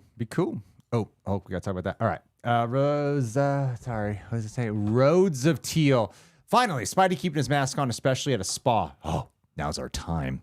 Who is that spa, Greg? Also, when Jean creates that psychic bubble in New York, it reminds me of Charles's seizures. Yeah, I could see that. And the freezing of people. Well, that was, if I'm not mistaken, that scene at the DODC was also the implication that's the first time she activated telekinesis. Yes. Because it was like through duress and stress, the X gene mutates or evolves in its skill. Yeah, so I think that was her first. Before it was just telepathic hopping and limited, and now then that was when she learned she could actually move shit with her mind. Yeah, she got full mastery of that so fast. Damn, you got to get emotional. The power of anger. Use your anger. That's also a big theme of this movie is anger. That's why I think the inclusion of the Hulk actually worked. I know some people who don't like the Hulk. They thought the Hulk might have. There's one little beat with the Hulk that I was like, I don't know, that felt a little convenient. I'll go into that later. I got my nitpicks, Coy. I'm very curious. I got my nitpicks. We haven't talked. I got my nitpicks. Do you want to talk about this or Yelena or Hulk? Where you want to but go? I can also have a nitpick and immediately move past it. Yeah, that's why it's a nitpick. It's not a flaw. I will explain my nitpick, but that doesn't mean I had the nitpick moment happen and then I was like, well, now I can fucking enjoy the rest of the scene because of this thing that happened. I will also totally own the other direction. I will completely admit that I am blind to so many flaws because for 2.5 hours I went, Spider-Man. I will totally own the other direction. But you know what I mean? Like, I'm sure I would have problems if it wasn't Spider-Man. And I was just happy as fuck. I am not a working writer. You know, I love to write. I'm not a working writer, but because I have writer aspiration brain, I will.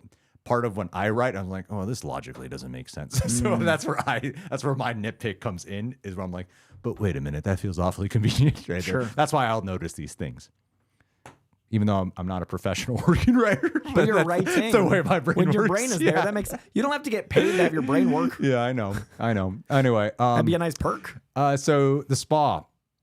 Yelena's presence, first off, I'll make this abundantly clear. I prefer Yelena over. I like Black Widow, especially I like Scarlett Johansson, Natasha, way more than ever as we've been doing this rewatch. Yeah. I've never really gravitated towards her the way I've been gravitating towards her now.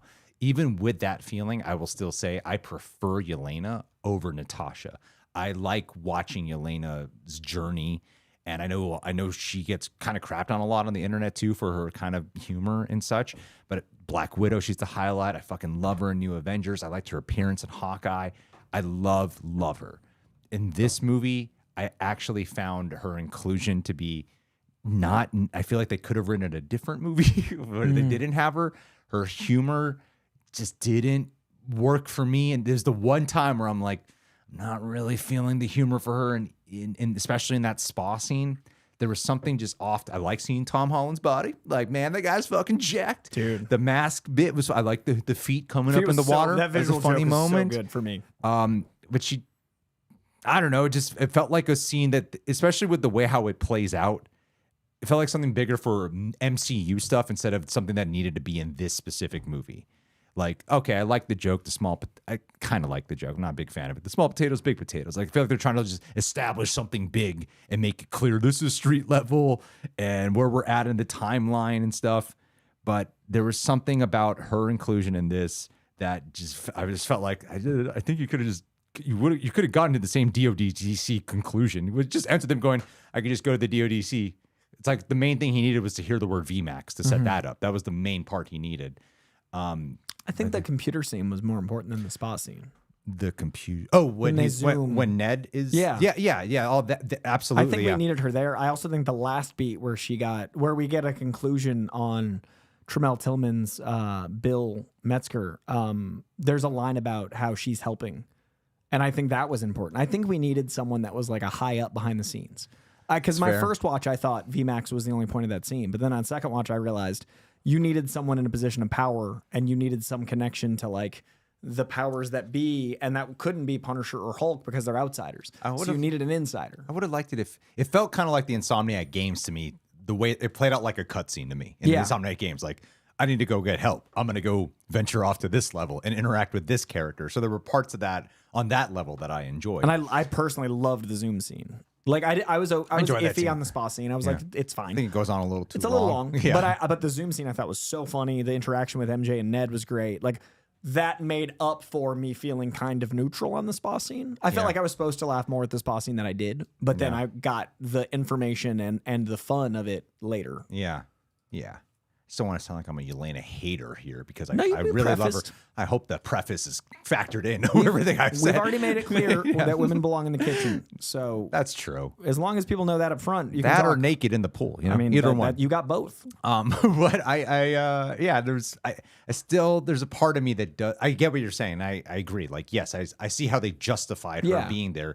It did still feel to me that they had to justify her being there versus this is the natural. I think like Peter could have solved it, or there could have been a version where he uses Ned to kind of like get in there in some way, like gets Ned's help because Ned's the computer guy. Yeah. So, or like he gets the chance to be guy in the chair again, and he would love to help Peter out. Sure. So there were elements where I felt like they could have kept it a little more focused there.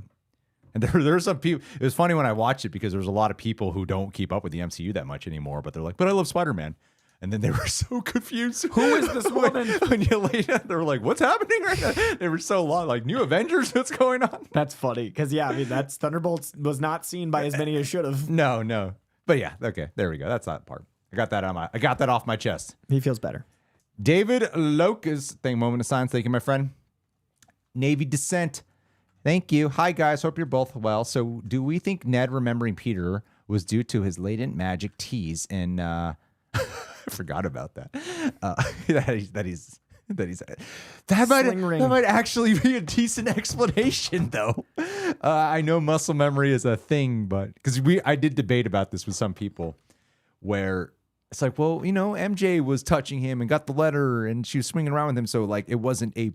You would think those physical moments would then jog her memory if it is a physical sensation thing. Yeah. I think they were giving a little more hints, though, that there was a part of Ned that did remember already. I think the Peter moment is one of two things. When she drops the name Peter, when MJ says Peter. If they don't want to reveal that their memories are coming back, because they could allow for Jean to do that, and I think that might be something down the line of like Jean can bring those memories back. She can literally like Peter has those memories, and like she also might be able to like.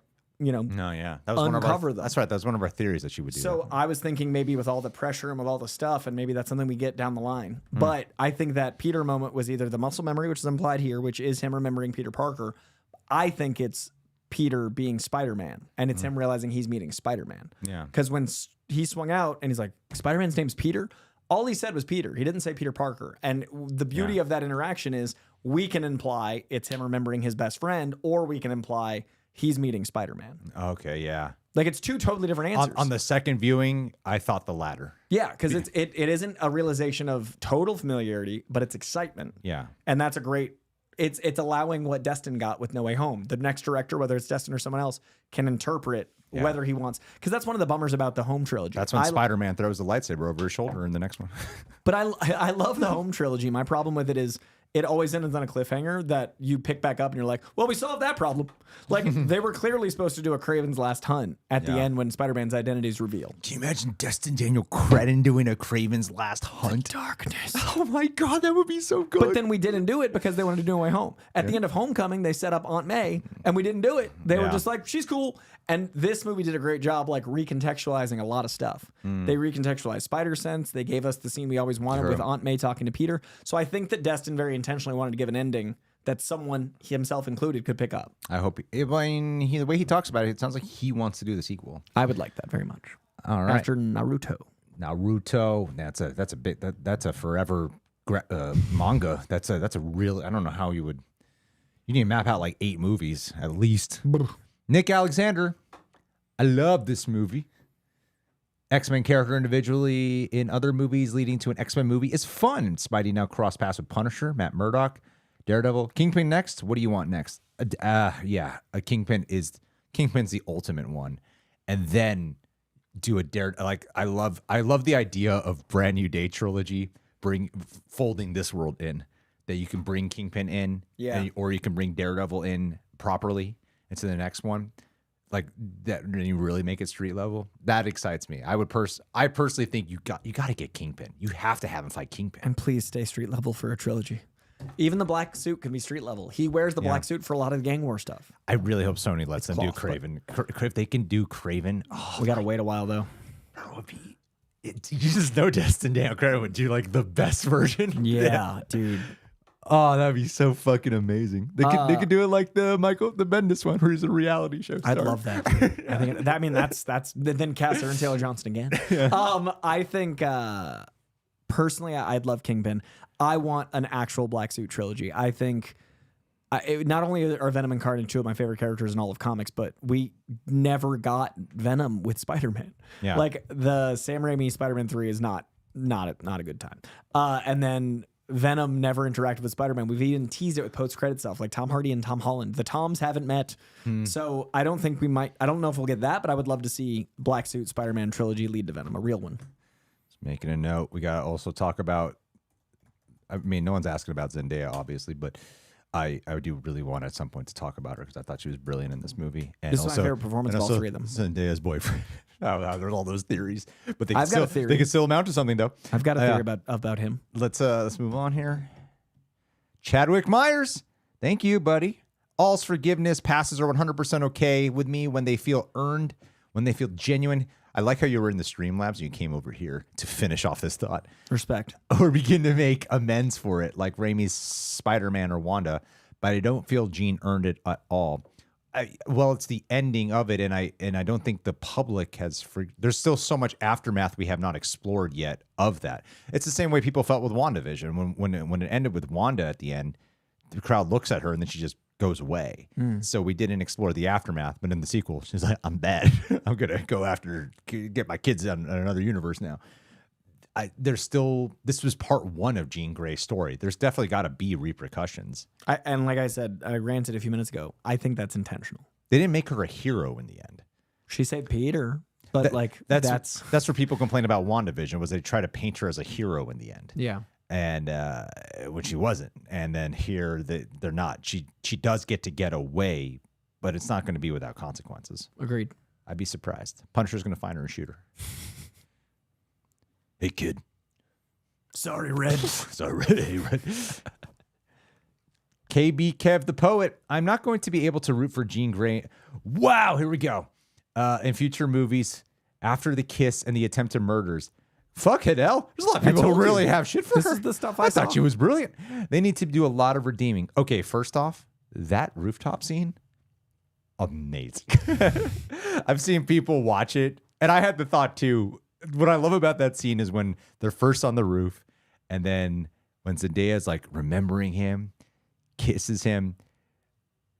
I love Tom Holland's performance in that moment where he's like breaking down, and you buy that that Peter would buy into it because he's been so lonely and desperate. Yeah, he doesn't see the obvious tell, which they gave the audience, the website. Right, but at the same time, when I noticed that, myself included, people were first watching, I'm not thinking that Zendaya's possessed. I didn't the first time. But my mind is going, well, that's fucking convenient. Like my mind does do that. Like, wow, what a convenient little turn you have here for. And then when she switches and reveals that, this is actually Jean Grey, Zendaya's turn in that moment and the way that whole. Like the directing, I love Giacchino's score in this. There's like all these horror tones that he provides whenever you're in the presence of Jean Grey for the first half of the movie, whether that she's inhabiting someone or not. I love the tones. And yeah, like I think Zendaya's performance there, I love the switch when she's falling. Yeah. And then you let her experience the terror of falling halfway through the fall. It's so fucked. I love how fucked up that is. Yeah. Yes. I don't understand. I guess some people have this expectation that they wanted. Like, well, how would you win then? Like, Jean has to be a villain in this movie. In order to make that narrative she work. is a villain. But then if she's not a villain, then people are going to be like, well, there wasn't a real villain in this movie. So it's like you can't win either way. But that is kind of the point of the redemption, right? I feel like we have characters like that in all kinds of worlds when a person's bad, but then they become good over time. Punisher is bad. Black Widow's done some messed up shit. I mean, we got Game of Thrones worlds where we follow characters all the time who were once terrible. The three supporting, that's what I'm saying. Everyone in this movie is to serve that plot point. Yeah. The three other heroes in this movie have all done stuff. Yeah. Like, that's the point of casting Punisher, Hulk, and Black Widow. Like, that's what I'm saying. It all serves that point. I'm trying to think. I know there's like a really obvious one where someone was definitely like a bad person. Like, Baron Zemo's out here dancing. That happens. It happens in a lot. Like beyond Marvel, that Loki's one. I said Loki earlier. I'm like, guys, this is... But I don't think we live in a culture. Loki just watched videotapes and the TVA. Like, this is enough. I'm and good he has now. a whole character arc right but there. I don't think we live in a culture of shades of gray anymore. I think that people love canceling people. I think people love to see someone fall. Yeah. Like, there's nothing better to someone that wants success than to see someone successful fall from success. I think human nature is like, mwah. So I don't think redemption is something people are excited by until they see it happen. Loki's the best example. Yeah. He's a great example. There's a whole TV show where he's literally a hero. Yeah. We're seeing him as a hero in Avengers. Avengers 1, he was the villain of Avengers. In Avengers Doomsday, he'll be a hero. And yeah, in Avengers 1, he goes to that museum and kills that guy by taking his eye. Kills. He's Jean Grey does not kill. He's a terrorist. Yeah. You know. He also gets in people's minds. Yeah. Just like Jean. I think it's short-sighted for people to think that personally. Well, the movie had a fascinating commentary on, it's kind of like Obsession in a way, where it was like a peak in it's kind of like the Obsession commentary of like lack of autonomy and choice. Yeah. That's like when Zendaya, I'll take the moment to talk about them, when Zendaya finds the letter. And I think, especially on a rewatch, I'm like, damn, they really planted the letter being there in a really good, like. I love that she asked if you wanted me to read it. Yeah. Because it was planted in a way that could have been left for her. But also the recontextualization of like, he stole something from her, the way how she was viewing it. Like, oh yeah, that's kind of like fucked up. Yeah. I like how you actually, there are times where you have to kind of question, is Peter being a little selfish with some of his intentions here? Like he let go, he was supposed to let go of them. They moved on with their lives and he's still like following them and everything. Scene in the ship was so painful. It was a painful scene, and like his love confession, how she doesn't feel it, and then and then how Jean Grey takes control of people's minds and takes rid of their control. So I like that the movie actually has an awareness of it, and again the thematic mirroring, even with Peter erasing everyone's mind, and then you have Jean who takes over people, and they don't have any memory of that shit, so their mind's actually being erased in those present moments, and being taken advantage of. So I think there's like cool linkage that they do here. I totally agree. But she's a woman. Yeah. So fuck her. Got to make sure that's clear at the end of every time we talk about Jean Grey. Actually, I get what you guys are saying. I do, actually. I know we don't really attract that crowd here. Unless people want to troll. Gotta get them clips. Coy, what's that name? I can't read it. My glasses need to improve. The Zipper Gun Boogie. Hell yeah. I love that the intro song Wolf Like Me basically told us what the central theme of the movie is. That was sick. I don't know what the song is. I don't either. I know a lot of people have been bragging about the soundtrack, and I actually listened to a couple songs and were like, this is a bop, but I don't know that song well enough to comment. Yeah. But that's cool. I'm glad you caught that. Thanks for pointing that out. I'm sure Eric Voss will do a great job. Breaking it all down. David Lucas. So I have a feeling that Jean being the villain of the movie is setting the stage for the anti-mutant people and the fear of mutants to citizens of the MCU will have while we all love them. Yeah, that's exactly what Coy was 100% getting at. Mm-hmm. I mean, I think we need to be a world that hates and fears them, and we need to see them earn. It's a really cool meta thing of like earning the public's trust will be our journey too. Yeah. Like I think it's very intentional. Yeah, but I just thought the performance was so good. I thought it was great. I've had a lot less of these problems because I personally had a great time with it. I like the change that they did with Sarah to make it's an efficient way to do her some of her backstory, really distinguish it from the rest of the X-Men interpretations of her. And Also, Claremont wanted to make her like tied to Cerebro and like have powers and shit. Like there was talk of Sarah getting powers, and I mean, I've never cared about Sarah Gray that much, but I thought this was a very useful way to make me care about Sarah Gray. true. I like the way the hopping was visualized too. Yeah, there was like a whole team in the credits for like choreography and stunt people and all that stuff. On that, yeah, it's so simple. Yeah. like it's just but it's it's performance, physicality. Like it's a synchronicity of camera, whip hands, and performance and sound design. yeah, it really was effective because there's no like visual like it Yeah. got to be the actors. I would love to hop into people. I would love to be Jean Grey. Yes. Do everything that she did. I would specifically go after all you people who are talking shit on her. Yeah, Because she's a real person. told you it was, and it I was have to most defend the her. comments I see. Yeah, my personal friend Jean Grey. Kotar, I have to really defend fictional people. Kotar Peck, of all the different ways the McHugh has tried to introduce mutants and her X-Men ideas, I do genuinely think this is the best way they've done it so far. Just saying they've always been there. Yeah, I think fucking Miss Marvel was the first one to do it. People kind of forget about that. I think it's smart to have like an X gene just start activating. Like that's how evolution works. It just starts. So I think, don't make it, if you wanted to make an event, I think the M of House would have been effective years ago. But now that the MCU's going so long, I think this is the best way. I agree. Hell yeah. The Young MD. I thought Jean was the glue of the movie. A real standout. More love for the art. Love to the Real Reject. Special thanks to John for doing all the Friends reactions while I was in the hospital. Thanks to Coy for all the comic book reactions. Well, thank you, buddy. Happy to give him Young MD. Hopefully you're feeling better. Thank you, buds. Just James. Hey, now we're seeing the reversal here. Oh, shit. I thought Sadie, we're seeing a lot of love for Because we were James. defending and people I feel like that were on our side are now like, I would like to also be in here. I thought Sadie Sink was a standout in the film as Jean. I can't wait to see how she continues to evolve in the X-Men movies. She has a bright future as an actress. I completely agree, man. I've ever since, Stranger Things, obviously she's incredible in that. It was her work in The Whale where I was like, damn, this girl's fucking amazing. I hope she's got like a 10-picture deal. I really hope, because I want a lot of X-Men. I want a lot of Jean Grey. It was so smart to introduce her in this. Yeah. I didn't think I would like the idea of introducing her. I know you were always Very all for gung-ho it. Yeah. for like 2 years. Yeah, I think they did a great job with her. And you know what? No, let's keep going. Hulk inhibitor. Got to talk about that. Brooke 5'2". Big time jump after Secret Wars. Jean and T'Challa 2 both age up to their late 20s, early 30s, and the other new X-Men will be a similar age. I mean, I don't even think they need to do a time jump. Puberty is when your X gene activates, so you're a teenager, and then I don't mind T'Challa being in his 20s and them as teenagers. Well, it sounds like Black Panther 3 is going to be repercussions of after Secret Wars, right?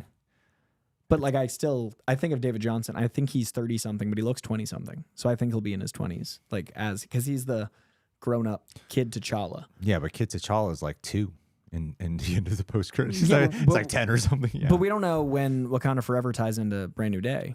True. Like, remember there was a little time jump. Like this takes place in 2026, I think, because the grave is 2024. So we don't know when Wakanda Forever. I don't think any of this really There's matters. 4 years after No Way Home, this movie. Yeah. Okay. So that means, we could have that with Wakanda Forever and have it be like 10 years later. If the kid was 2 and is now 18, 20, I'd buy that. I'm not there with you, Coy. Whatever makes you happy. That's what, it makes me happy. Jay, Mr. Cinema wins reactions. We'd be interested to see you react to their videos on especially movies you don't like. Much love from South Africa. Thank you, Jay. I still watch Cinema Wins from time to time.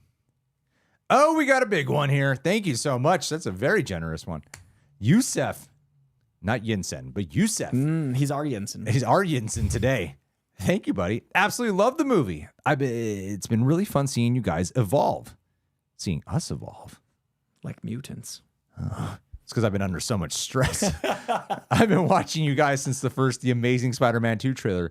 Don't think the Spider-Man fatigue exists. Oh, it does not. Does not. Do you think there'll be Spider-Man movies 100 years from now? Spider-Man is the one that prevails. I think it's what's really cool about this is that they allowed them to evolve their Spider-Man movie because it's essentially still leading the charge of superhero cinema. Like, isn't it out performing Avengers Beat Endgame Endgame today. on the opening box office. Like Its preview night was 10 million more than Endgame.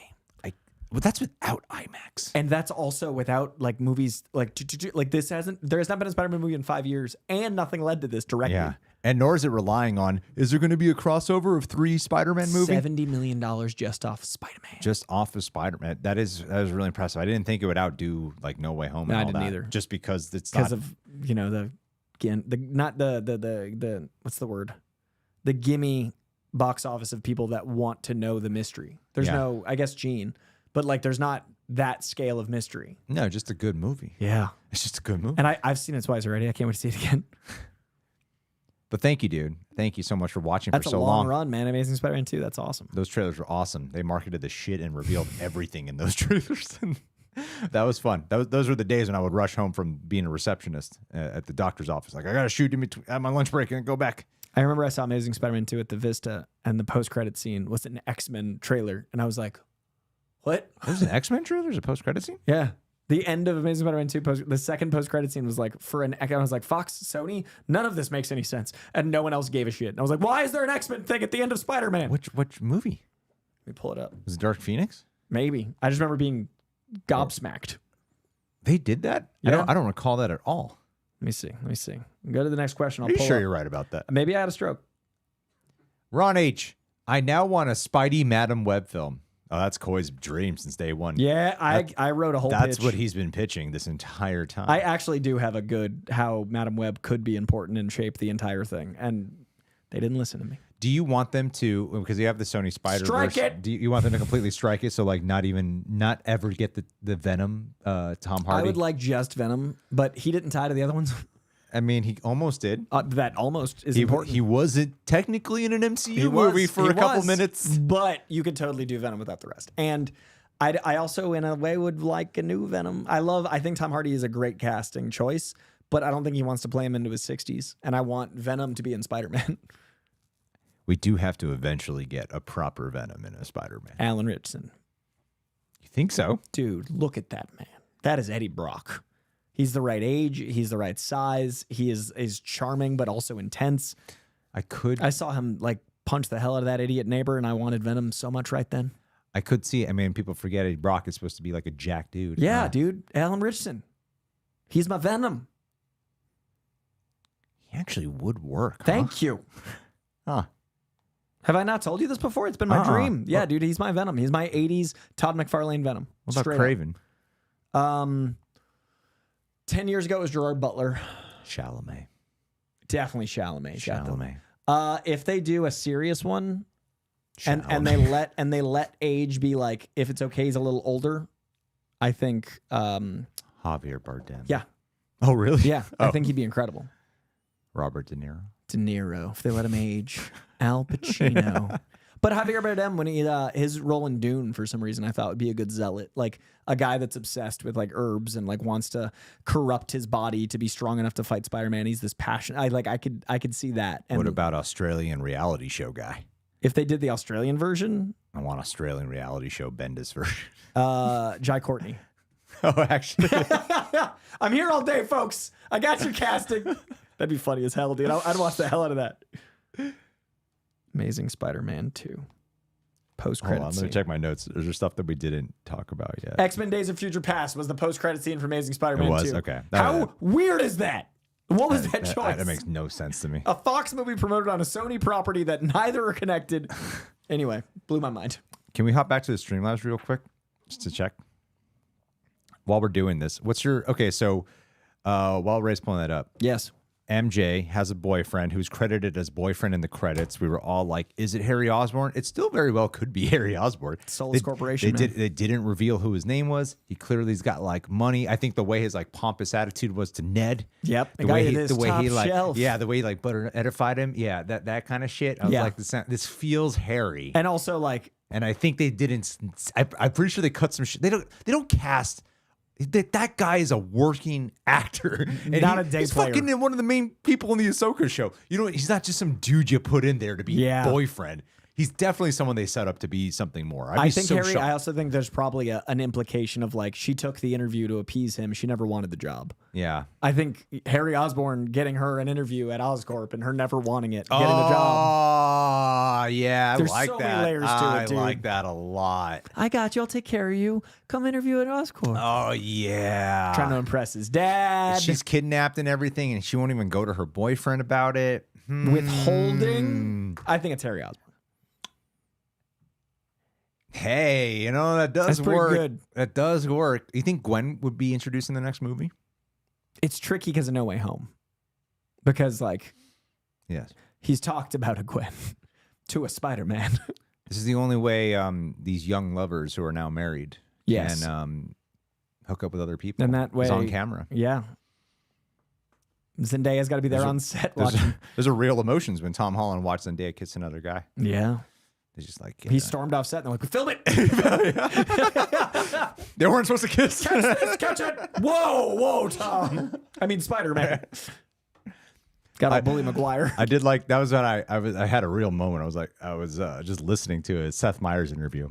I wasn't even watching it, and then Tom Holland does.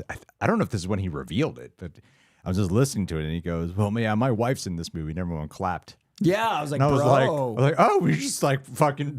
You are married. I'm so happy for them. They're so cute. I know, man. Fucking, they are so rich. Oh, I mean, Odyssey and Spider-Man. Oh my God, are they loaded right now? Every movie selling out the other to the point it's pushing other screens in both their movies. They're gonna be so like the number 1 and 2 for the next few weeks. It's fucking insane. They're both just vibing. So rich. So happy for them. So rich. The key to happiness in marriage. Wealth and fame. Yeah, pressure and public scrutiny. That's what makes a good marriage. Oh my God. I'm happy for them. I want them to do. And one of my favorite web swinging scenes that I thought was this is when I feel like the visual, like on terms of web swinging, just want to like one of the things I just want to throw out there is the visual effects are great. Like when he's swinging in the rain at night when he's all sad. Yeah. And it looks so real. And like he just lets himself go. He's not even in a suit. It's just Tom Holland. So I'm like, man, this looks real. Yeah. Or when after MJ's like, I don't love you, and he has to take her home. That sad swing, and it's the one arm. The sad swing one. And he's just like dejectedly letting go. Why is this shot so effective? It's so somber. It's like I've never been less excited to watch a web swing, but I'm still thrilled. Yeah. Yeah, the visual effects in this are great. Yeah, it's a really special movie. Where are we at here? D Wood 5. This is the first movie in a long time where I walked away wanting more of every character. The ending credits where it just was a New York scene pushed this into a 4.5 out of 5 for me. I love that New York's a character in this. I'm about a 4.5 out of 5. Yeah. I'm like a 91, 92. I loved it. I think we missed Steven though. No, we didn't. The Frank scene. He compares himself to Frank. I don't think we talked about that. Yeah, we did. That's when we launched into the Punisher. Doing rant. great, guys. Doing great. Oh, yeah, you're right. I remember that now. Okay. Boss Greg active. Dance for Live. I just got out from the movie. It's 8.7 out of 10 for me. So freaking good. A little detail I liked is before the rooftop when MJ is swinging with Peter, she wasn't screaming or scared, which is why she wasn't MJ. Ooh, good catch. Well, that's what I was saying earlier. Like, I love that they gave the audience an obvious tell that she was inhabited because she hates web swinging and she didn't. And he even asked, "Are you okay?" And she's like, "I'm fine."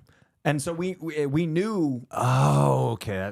And then on the way home, she's terrified. Yeah, you're right. You're right. Isn't that great? They gave us like a literal paying attention or not, and that was awesome. Because the second viewing, I was like, "Fuck!" They said the quiet part out loud. Now we need exposition at all times. Yeah, say the quiet part out loud. Let's go back to Super Chats. Here we go. WDW family. Love the show, love the movie. Coy, I've been a fan since the Marvel movie news days. Damn. Quo, Hanu, and Caleb are noobs. Marvel movie news was a decade ago now, almost. Because I started there like right after Winter Soldier. Wow. Because I was doing Winter Soldier solo and then movie news. So, goddamn. Let's go here. Ron H. Kais, I'm kind of nugged up. Is that a Hollyweed reference? Is that a high? Yeah, I guess Is that what the kids are calling it? Nugged up? I would love to do one of these high one day, a live stream. Yeah. That'd be fun. I've never done. I'd like to do one drunk. You be drunk. You be high. I'll be high. That'd be so fun, dude. Yeah. I'm so down. And you be sober, Ray. Yeah, I swear to Ray, God. you got to press the buttons. Nah, we pay Which you buttons? to be sober. Which buttons? So we can operate however we Wolf of Wall Street this bitch. Are there any like drunk? If there's like a drunk movie, like if there's something about like being altered, we'll cover that. Altered, but we can't tell YouTube. Yeah, we should do like a movie about alcoholism, and then Isn't there one with really take the Mads piss. Mikkelsen? He's like the big drink or something. There's like a drinking movie. We did the Nick Cage when he won an Oscar. Yeah, or Super Troopers 3. That's like a fun drunk. We should do Yeah. like a serious movie Like that about tackles alcoholism, alcoholism, and we Like someone really dies from take the alcoholism, piss we're out like, of it. Yo, Yeah. let's get drunk and laugh at it. One of my favorite drinking movies is Les Mis. I haven't seen Les Mis. It's a great movie to drink to. If you drink it every time the crow lands, he has a different hat on, or someone cries themselves to death, you are hammered because people are often like cry singing themselves to death. Really? And you fucking yeah. Top Gun, Les Mis, and Lost Boys are my favorite drinking movies. Okay. Top Gun, anytime they say a call name. I haven't seen 2 out of 3 of those. Have you seen Top Gun? Yeah. Okay. Whew. Lost Boys, anytime they say Michael, because they say his name all the time. So it's an easy one where it's like Michael. Top Gun, anytime they say a call name. So it's like Maverick, Goose, Iceman. Oh, you make it wow. like 30 minutes. That's intense. It's a lot. It's a lot of drinking. I do like the drinking.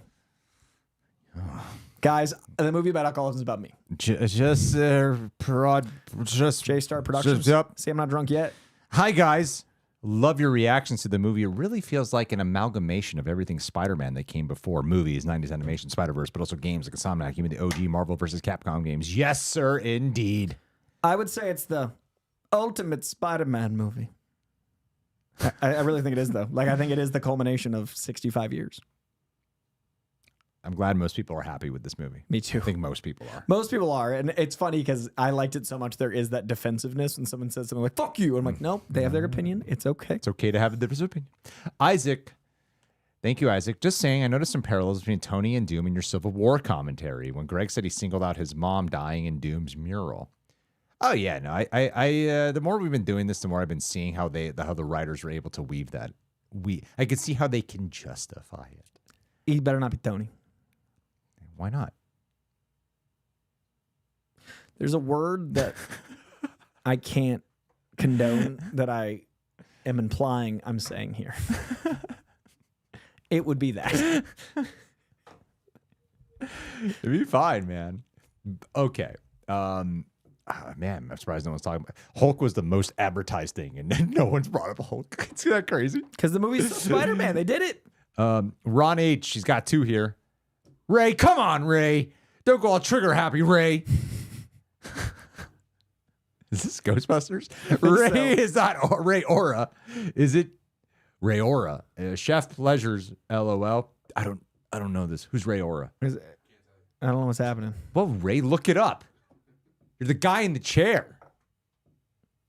We think we're working hard here. Yeah. Yelling Saying about whatever alcohol comes to mind. without prep, just saying shit. And you're just there. Come on, Ray. Who's Ray Aura? Tracking the stream. That's an aura ring. That doesn't help us at all. I like those. I hear they work well, but I have a whoop. AORA. Ray Aura. Oh, is Ray Aura from John Campia's show? Yeah. I don't know why it took me so long. Yeah. Aura. Everyone. Once I saw it spelled on Google, I'm like, wait a minute. I know that name. No, different Ray. This one is not Filipino. I identify everyone by race. Everyone knows this. Well, actually, he identifies as Filipino or not Filipino. It actually, it's black and white. It's either Filipino or non. Binary way. That's it. Ramos Binges Films. I was fully locked in and prep read like 90 plus comics before Brand New Day, and it was Ramos worth it because it felt like such a comic issue to issues. That's what we were saying 100%. earlier. By like it felt like a graphic novel where like, okay, this part is 1 of 6. This is 2 of 6 right here. I can't really explain it, but does anyone know what I mean? Yeah, we fully know what you mean. We do and agree.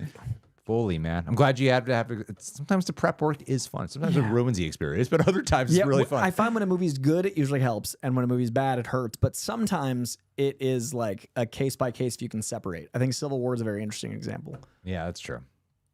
Jake, love the film. Love you guys. Love from the UK. A lot of love, Jake. We appreciate it. Thanks, bruv. Oh my God, a big one here. Thank you so much for such a generous one. Hut, mud, butt. Hut my butt. Slut cut rut. I like this name. Hut my butt. Love the movie, but one thing I don't like, and I can't be convinced otherwise. Get ready for it. Keith David was wasted. You hired the coolest voice actor. The voice was used in the trailer, only to make him a YouTube narrator you hear in the background of one scene. That is fair. They did tease, and people were like, who is Keith David playing? My favorite rumor is that he was Jackal. Oh. And I was like, yo, if they do Clone Saga, though. Who does he voice in the animated series? He's either in Tombstone. Yeah, I think just season 1. In the Spectacular Spider-Man. Spectacular Spider-Man, right? Yeah. Yeah. I mean, he's one of the most iconic voices. He's incredible. Silver tongue on social media. He is someone who Silver they throat. could do. People thought he might have actually been voicing Tombstone in the live action, like get the actual actor, but then. Oh, that's funny. But no, man, I can't fault you for that, dude. I mean, at the end of the day, they use the famous voice of Keith David like he's in the background here. You have to pay attention, but in the trailer, he's like a front and center sound. This is Keith David. It's like the whole thing, yeah. So them setting up an expectation, I completely can't fault you for having that. But hey, it led you to giving us a very generous super chat. So we appreciate it. It's come off great in our end. We thank you. Thank Keith you so David much. And Hunt, Yeah. but Matt Matilla the Hun. Thanks, guys, for all you do.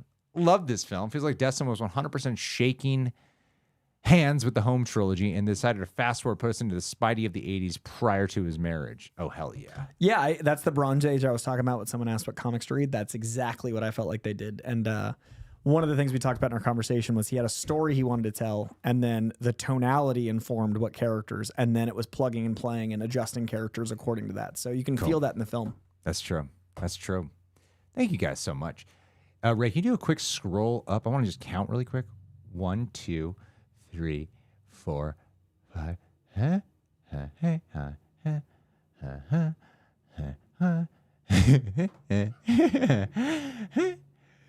going to use this moment then to talk about Hulk before we speed through these. Okay. Efficiency.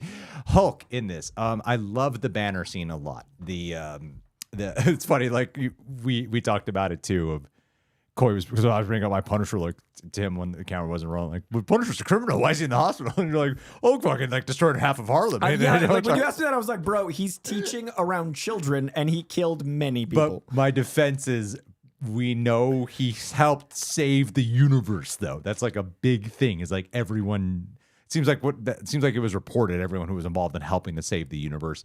So I think that's why they give him a pass and a chance at redemption here.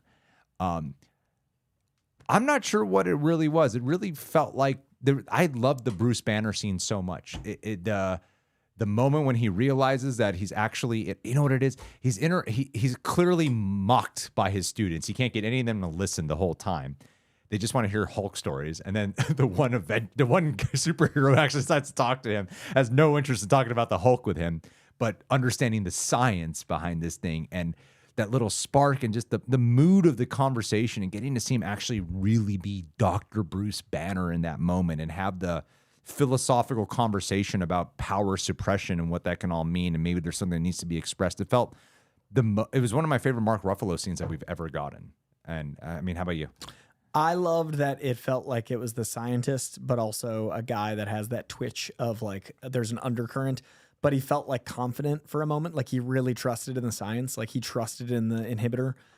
So I really loved that he got to like convey professorial without it being like while being under duress. Like that's the most calm we've gotten to see Ruffalo in a while. So I really liked seeing the like shades of, because I mean, even when he was, doing science bro stuff with Tony Stark, it was like on the helicarrier on a mission. Yeah. Like this was really nice to see him in a different element.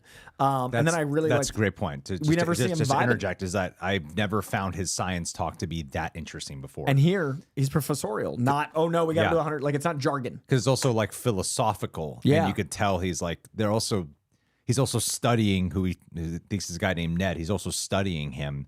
And trying to guess his intentions here. Yeah, there's so many layers to it. Yeah, it was really cool. I also really like the Hulk out. We haven't seen him Hulk out since Avengers. Yeah, I thought it was smart to have him be Smart Hulk at first. It's the only time I thought the visual effects were a little off. No, this whole movie. Yeah, the Smart Hulk. When he's a Smart Hulk. But then Savage Hulk looked great. The Savage Hulk looked amazing. Crowd went wild when Savage Hulk did appear. And it's a cool little Easter egg with that inhibitor. Yes. Did you catch it? Wait, which part of the Easter egg? What do you mean? The serial number. Oh, no, I didn't catch that. So the serial number on the inhibitor is ASM-14, the first time Peter Parker and Bruce Banner / Hulk and Spider-Man meet. Amazing Spider-Man 14, 1963. Did not catch that. I enjoyed it. I literally today, like right before we filmed, I was like, I've got all these Easter eggs about in my head. I'm gonna forget them. And I sat down. I was like, I'm gonna do a 10-minute video. I'm gonna hit 8 minutes, 10 minutes. And I sat down and I talked for 34 minutes. And now I've got to go home and like add images. But I thought of 53 Easter eggs in this movie. Wow, really? There's so much. And I was like, I haven't, like, again, I usually do a non-spoiler review. If I like the movie, maybe I'll do a spoiler. But I've got like 5 videos I want to do. And today I plan to do 10 minutes and it was 34. Wow. Like, so I think this movie nailed it. We don't get a cut of anything Coy does on his channel, so don't go over there. Jandreau's Don't page. do it. Don't. My wife's been killing it with my thumbnails. I'm very proud of her. She's doing great, She man. like learned in a day and is just great. like. She's kicking ass, taking names, dude. But yeah, Spider-Man, like those little details didn't feel overwhelming. Sometimes Easter eggs are like, we get it, and I like that the ones in this one are like actually subtle, like Eminem. That's right. I remember you telling me about that right. in the opening, or early on with the Punisher. Yeah. Okay. I love the fight with Hulk. Yes. Greatly done. Oh, the Punisher moment was awesome. Nitpick. I always wait. He builds up, he crashes down. Nitpick incoming. It was specific, and it didn't get that much better for me. On the second watch, I'm like, okay, maybe it was like Angry Hulk who got rid of it. When the inhibitor is in his hand to put it on his neck, when Peter gives it to him, and he's right about to put it on, and Peter's just like, do it, come on, man, do it. And then when he gets like a little head pain and throws it because of the head pain, I'm like, I think the movie's trying to tell me Angry Hulk within him threw it, but I'm like, why isn't Peter just putting it on? Why isn't Peter just trying to grab it and put it on? I think he was trying to give him autonomy. I think so too. Okay, I did have a problem with them not making it clear that Hulk was the one that threw it. I don't disagree. I think that's what he was trying to do. Because the whole time was about like what the power is in that device and controlling other people. But I'm also not 100% confident that was a real concern for Peter Parker at that time. That autonomy was super important to caging the beast right now. I feel like, because later on when he does Hulk out, he's trying to put it on. I'm like, but you knew this would happen. Like, you knew this was going to happen. You had a prime opportunity to put it on him. And instead you were like, hey, Banner, look at me. It's okay. But the inhibitor is way over here. You can see what's happening. He's not even trying to put it on. Yeah. And to me, I was like, come on, Peter. I want the Hulk too. I want the fight. I like the fight. We know I it's want it coming. too. But it might have been a little bit more justified if Peter was like already trying to like. I think if they continue just did the Hulk voice a little earlier, if they just had him no, and then the transformation, it would have given us like we just needed that. Or he like tries to find it, or he breaks the inhibitor, something like that. But especially when Peter later on tried to put him like, but we needed the inhibitor to go on genes. We couldn't have broke it. It's the same inhibitor. Yeah. Okay. Yeah, that's true. Can't break it. You can't break it. You can't break it. That's what invents the mutant. What if he was like trying to look for it or trying to put it on? Yeah. I mean, I see what you're saying. You know what I mean? You know what I mean? Nitpick. I don't know. Just kind of there. Didn't improve on the rewatch. That's all I'm saying. Anyway, we got like 17 more of these to go, and I got you get a hard out here at 4. You said? Yeah. Then we got to we can nail it. That's what I'm trying. Oh, I'm trying to keep us moving. You're Let's welcome. fucking do it, Coy. Because we got news. 7 TGF. I love that movie. Hey guys, big fan of you both. Really? Who do you like more? I think the post credit is Tobey, Andrew, and Doomsday. It's too early to be about Secret Wars. That's another thought I was having. But it could be that, or it could just be some type of post credit that doesn't make any sense at all. Because why would an app that Ned makes possibly tell us any spider genomes? Any of the 3? I feel like things can be very confusing. When he detects spider DNA. He knows a lot about Spider-Man. That must be going nuts. There's so many spiders. I think later on we should have that experience. I think it is Tobey and Andrew, and I think it is. I think it's Doomsday. I think Secret Wars would be a little too soon to tease. I think narratively, them appearing in Secret Wars makes more sense. But if Doomsday is the story I think it is, we're going to see a lot of death. And I could see us losing a Spider-Man or 2 to show the scale. I could see an incursion event being an Andrew or a Tobey or a Fox World in the beginning dying.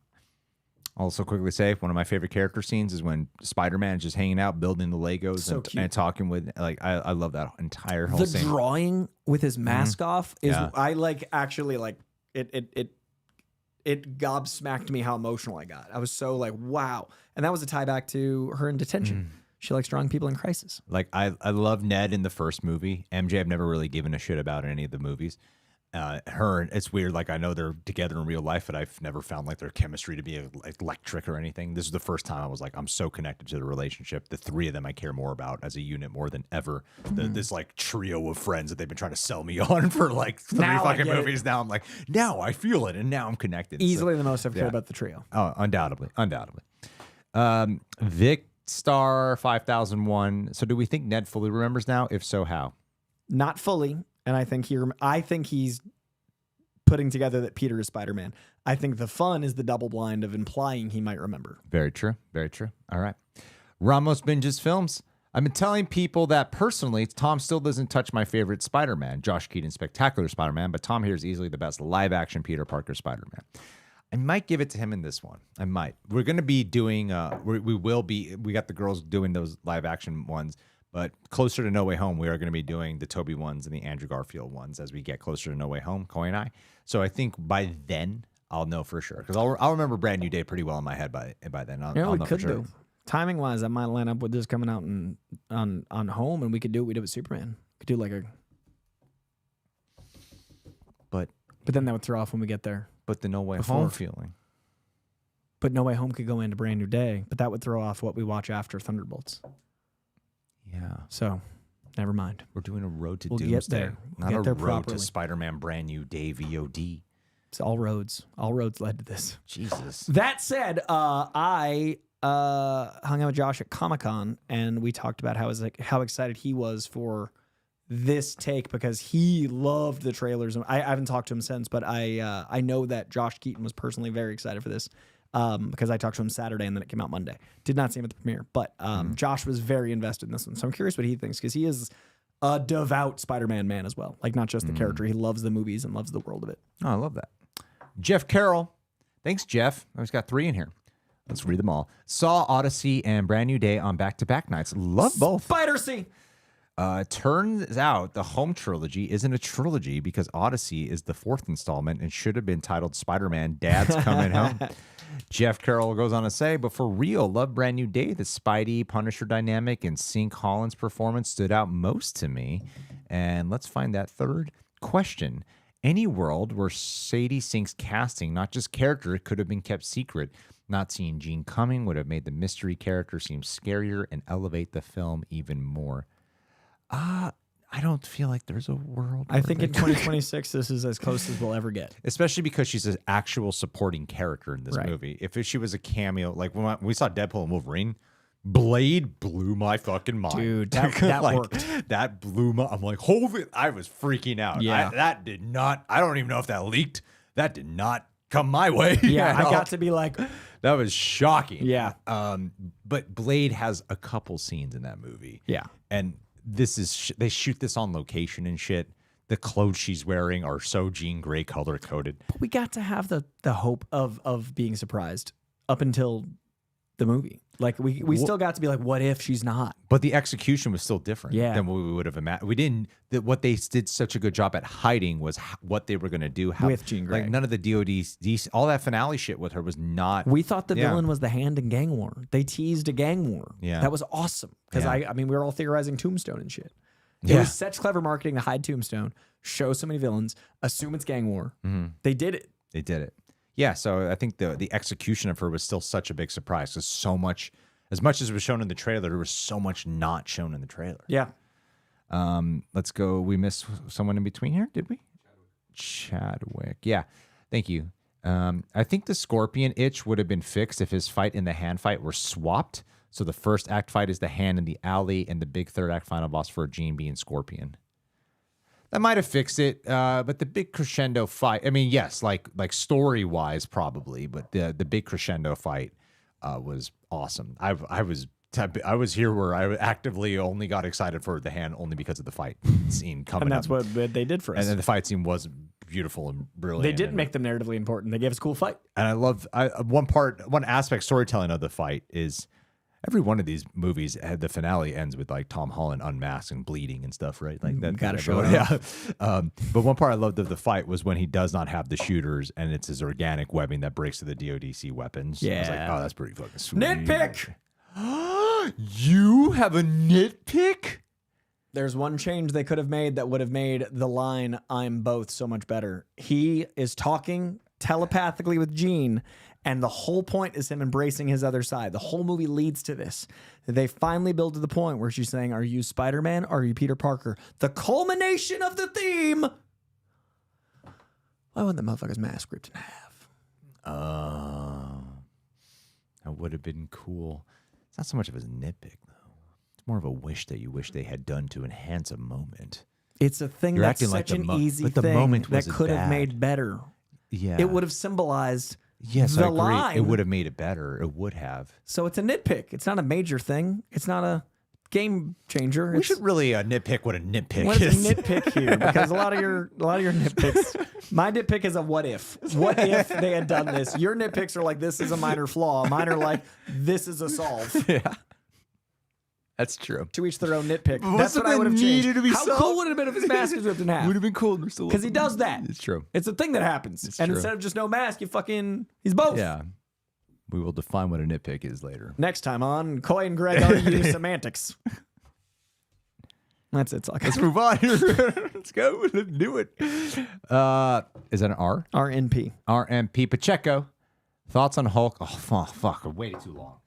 I jumped the gun too early. You did. I used all my Hulk you talk. You even said 17 no I way. was actually counting to see, to try to see you're the like, if there's Hulk word. 21, I bet Hulk's in there. Didn't catch the Hulk word. Oh, there it is. Fuck. Go on. I tried reserving for this. Where can they take the character forward? Think a show after Secret Wars being chased by DODC, exploring other Hulk personas could be fun. Maybe lead to a new Hulk versus Wolverine. I've always wanted the Hulk versus Wolverine movie. World War Hulk sounds cool. Coy's doing the thing that I could hear it, which means he's got an idea. What is it? I got a pitch. Okay, what is it? Hulk. Yeah. Institutionalized.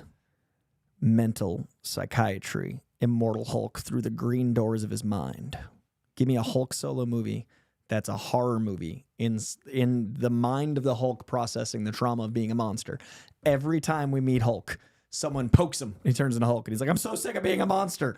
Have him institutionalized, processing the fact that he doesn't feel safe to be out in the world, and then go internal, and we finally get that like meditative Hulk, scary exploration. Follow Immortal Hulk. What is who's treating him? Samson. Okay.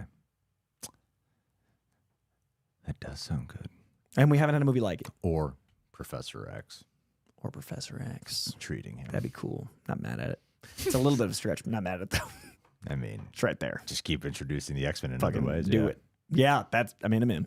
Samson's the canonical one, but X-Men's the exciting one. Yeah. I'm like, I don't really need to see Samson again. But Xavier, I'd watch the fuck out of. Man, come on. Just exploring like the Green Door stuff. Yeah, that would be cool. Cool as fuck. And they haven't explored any of Bruce Banner's backstory at all because they recast him. So it's like you could actually go back and be like his father and like all the Betty stuff. Like I would make a solo fucking Hulk movie and have that be like use the MCU like Xavier or something, but keep it isolated to the trauma. Then the budget could be crazy or not. Like you can go inward and go monstrous, which they haven't done at all. But they haven't let Mark Ruffalo promote any of this. I think it's because he's too outspoken. Yeah. Oh, dude, 100%. It is so funny how they're like, he's in the movie. Shh, quiet, quiet. We're gonna promote the hell out of him in it, but you can't. You let cannot him, let you Mark can't near put a him microphone. in an interview. Are that you kidding? man will say the atrocities that are happening in the real world, and we are causing some of them. Yeah. That's why I think they might not cast Alan Richardson in some of these because he's so outspoken about his political beliefs.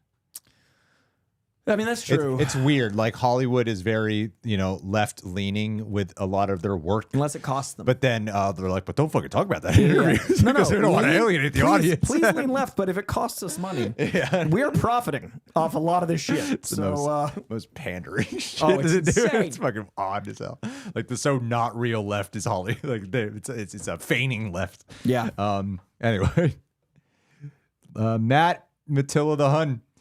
One of my favorite things, first MC movie that feels lived in. Plenty of crossover, sure, but other heroes, particularly Yelena, just existing as a connection, loved it. That I would give that to Yelena, and that was one of the credits that I absolutely love about it. Is like we constantly talk about how every one of these should feel like a universe within the MCU. Guardians has that down, and I think they finally did it with Spider-Man, where it didn't yes, it still feels part of the MCU, but it still feels like a Spider-Man universe. Yeah, and I was really happy with that. Absolutely agree with that point, dude. Thank you. FN Raw Flash.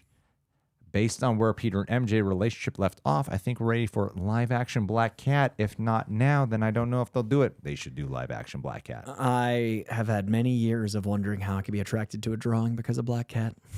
That character gets me, man. Who's your casting? Ooh. Chalamet. Speaking of outspoken, not left-leaning people, Sydney Sweeney. I mean, she'd look she's good the in look. fur. She'd look good in fur, dude. She already proved it in Euphoria. Yeah. Just where that zipper lands depends on Disney. Yeah. Who is a good back? I mean, Sydney Sweeney is the joke, but it also kind of works. Sigourney Weaver. Yeah. Dame Judi Dench. Ooh. Taylor Swift. If she was a strong actress. And a little curvier. Hey, she's all right. She's a good dazzler. She's pretty hot. She would be. She would be a good dazzler. But like, there's got to be a voluptuousness to Black Cat.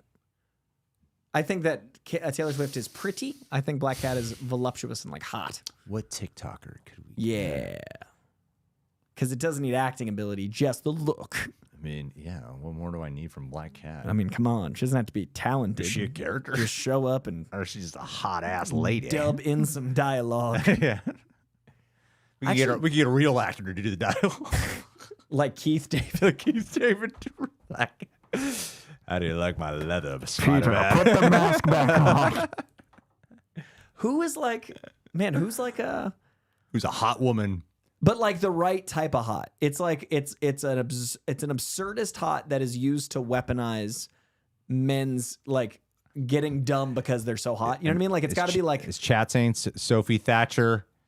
Catherine McNamara, Terry Crews. Oh, Cat McNamara. Taylor Swift, Joey King. Maybe Joey King? Maybe. She's a great actress. Cat McNamara has got a Black Cat vibe. Penny Barber, Catherine McNamara. Chase Infinity. Chase Infinity is that the one? Chase Infinity's perfect. Chase Infinity. Dude, okay, Chase Infinity is my pick. That's whoever said that, I'm with you. Great call. Great call. All right, let's move on.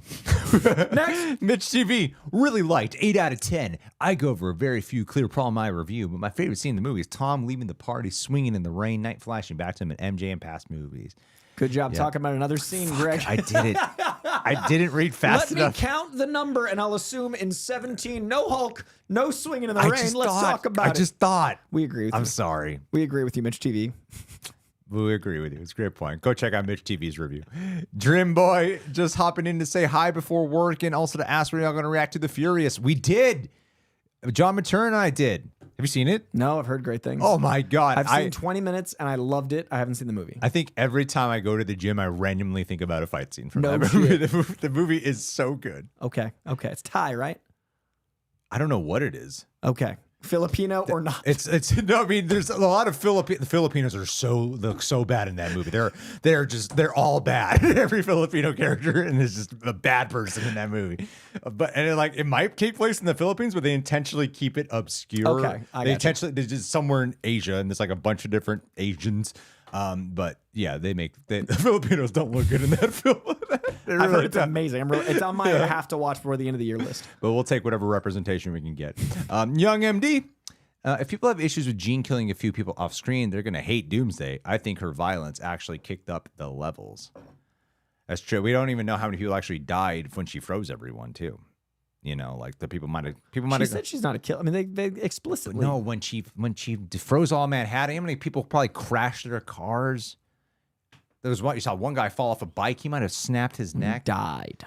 There's plenty of people who could have. He froze half. This moving, bustling city. There's going to be people who must have died or gotten injured. This universe is the same universe that Daredevil broke a man's neck and he wore a neck brace and he came on back. You know how that much man falling off the bike. How much I hate that. He is now a marathon runner. I hate that. You have to distinguish who the humans are and who the superheroes are. Bullshit. Neck break guy. Everyone's immortal. Hated that.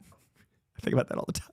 I was so mad when I thought Daredevil killed that guy that I was even more annoyed. I'm like, so this guy's like no injuries. He's literally just the new bad guy. Great. I was up in arms with that. Just a little chiropractor pop. Vixter 501. I live alone with most friends, all paired up and busy with their lives, so this film's focus on isolation unexpectedly resonated with me. Superb film. This was a surprise pandemic film, you know, like I think this was really important for a whole new generation to, I think kids and adults love Spider-Man. So I love that Spider-Man was the character to go like, hey, we're social creatures, perhaps see somebody. And I love that, you know, this movie's going to make $1 billion in a week and that's the message. So I love to hear this. And I love that it hopefully registered and resonated in a way that made you want to reach out like to someone wearing a Spider-Man shirt. Tom Holland's so rich.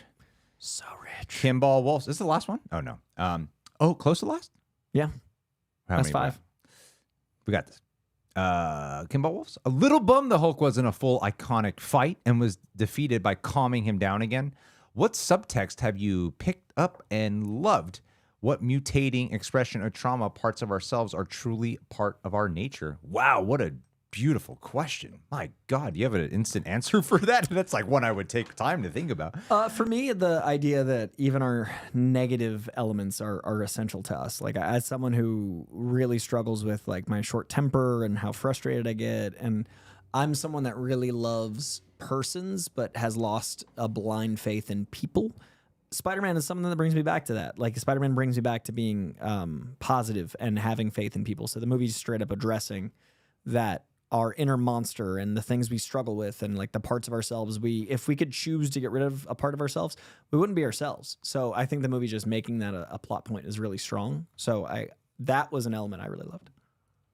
The part that I just keep going back to with this movie is the difficulty in learning how to overcome the fear of connection. You know, that's like the biggest part of it is I like that irrational side of the brain that it explores. When is someone the only way obviously is like he desires connection. There's always an opportunity, but he just doesn't take it. So much to the point that this guy is so kind-hearted that the cop he interacts with, he doesn't even ask this person any questions. Like that's how you get to know people. Yeah. And he still even keeps this person who he talks with daily at a distance, you know? And so I love like that little trajectory at the end where he does know the kids' names. The Punisher moment that really hit me was when he called Spider-Man a coward for wearing a mask, but it was like a defense mechanism as opposed to when he had a problem with Daredevil doing it. And it was because of him being upset that he wasn't appreciating people in his life loving him. Like, I love that pissed Frank off that he could possibly just not tell someone he loved them because, like, he would do anything for a second with people he loves. And that turns into, like, a coward in a mask. But that's so different than why he didn't like Daredevil in a mask. Like, I really enjoyed Punisher's different perspective on Peter versus Matt. True. And that was a really cool moment. Very good point. Very good point. King of the Slammers, moment of silence. Ron H., he was crying. Fucking Punisher. He was crying. Punisher was crying. Yep. We Punisher saw cries. Punisher cries. It was a beautiful moment. I love that scene. We've seen him cry in Daredevil season 2. We've seen him cry in both seasons of Punisher. He's a crier. He's a crier. Don't cry. That's why he turns his head a lot. He's trying to get the tears to streak. My eyes are wet. Get him out of his eyes. Got wet eyes. Red. Well, my eyes wet. What else we see?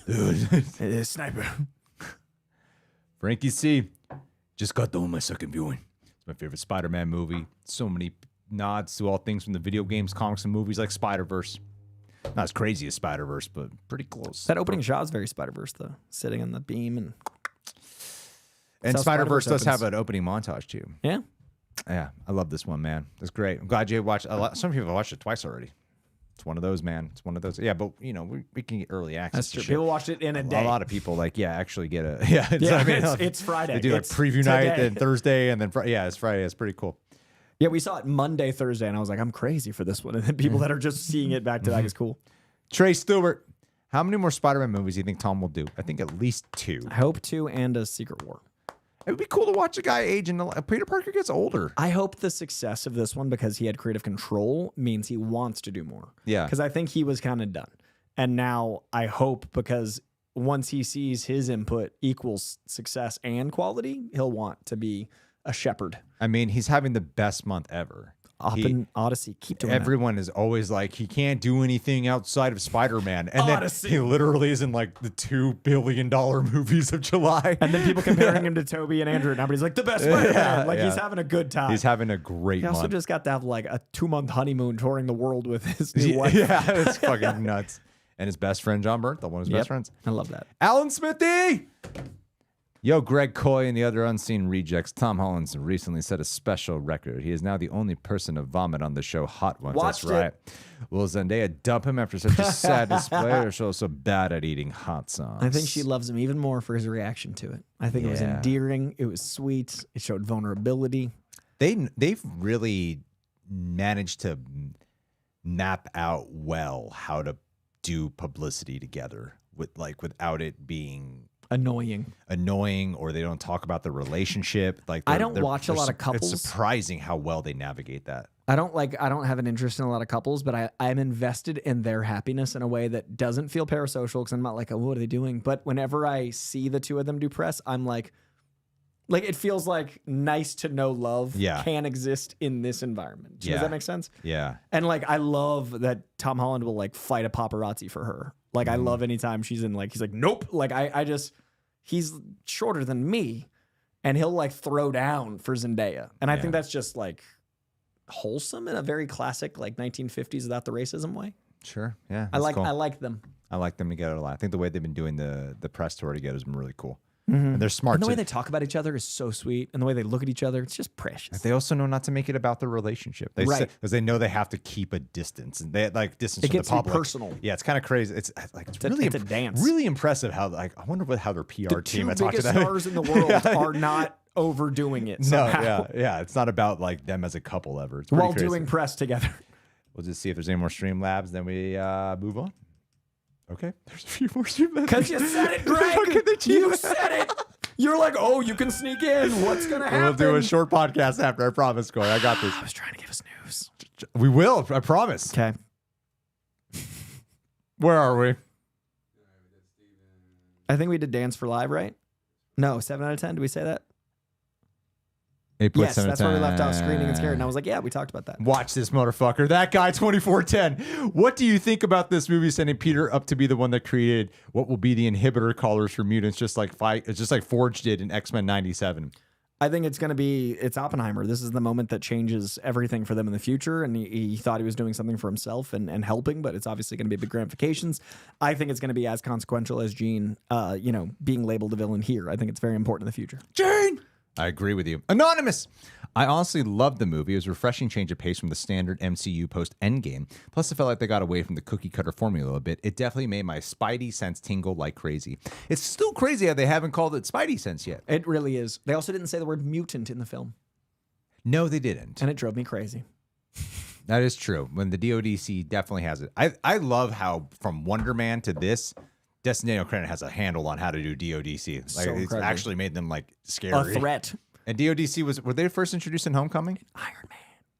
You're introducing Iron Man? They said DODC. They didn't show them. The word DODC was mentioned all the way back in 08. But the first time you see them is in Homecoming? First time you see them is in Homecoming. Because that's where Vulture comes from. Crazy how that all ties into Spider-Man. I didn't even think about that until right now. Damn, that's cool. It's a Spider-Man villain, but it goes back to the beginning. That's cool. That is really cool. This is the DODC universe. Dano UV, we watched Spider-Man Odyssey back-to-back in 4DX. Oh my God, what a nightmare. I've never felt destroyed this much, but I was wondering, I saw Odyssey in 4DX. That was painful. Is your back okay? I was wondering if you guys think Peter die at the end would have been more effective and have a variant show up in Doomsday. Maybe I'm just mean. No, I don't like variants. I think variants. Oh, no. No, man. No. Peter Parker has a whole story. He gets fucking married and has kids.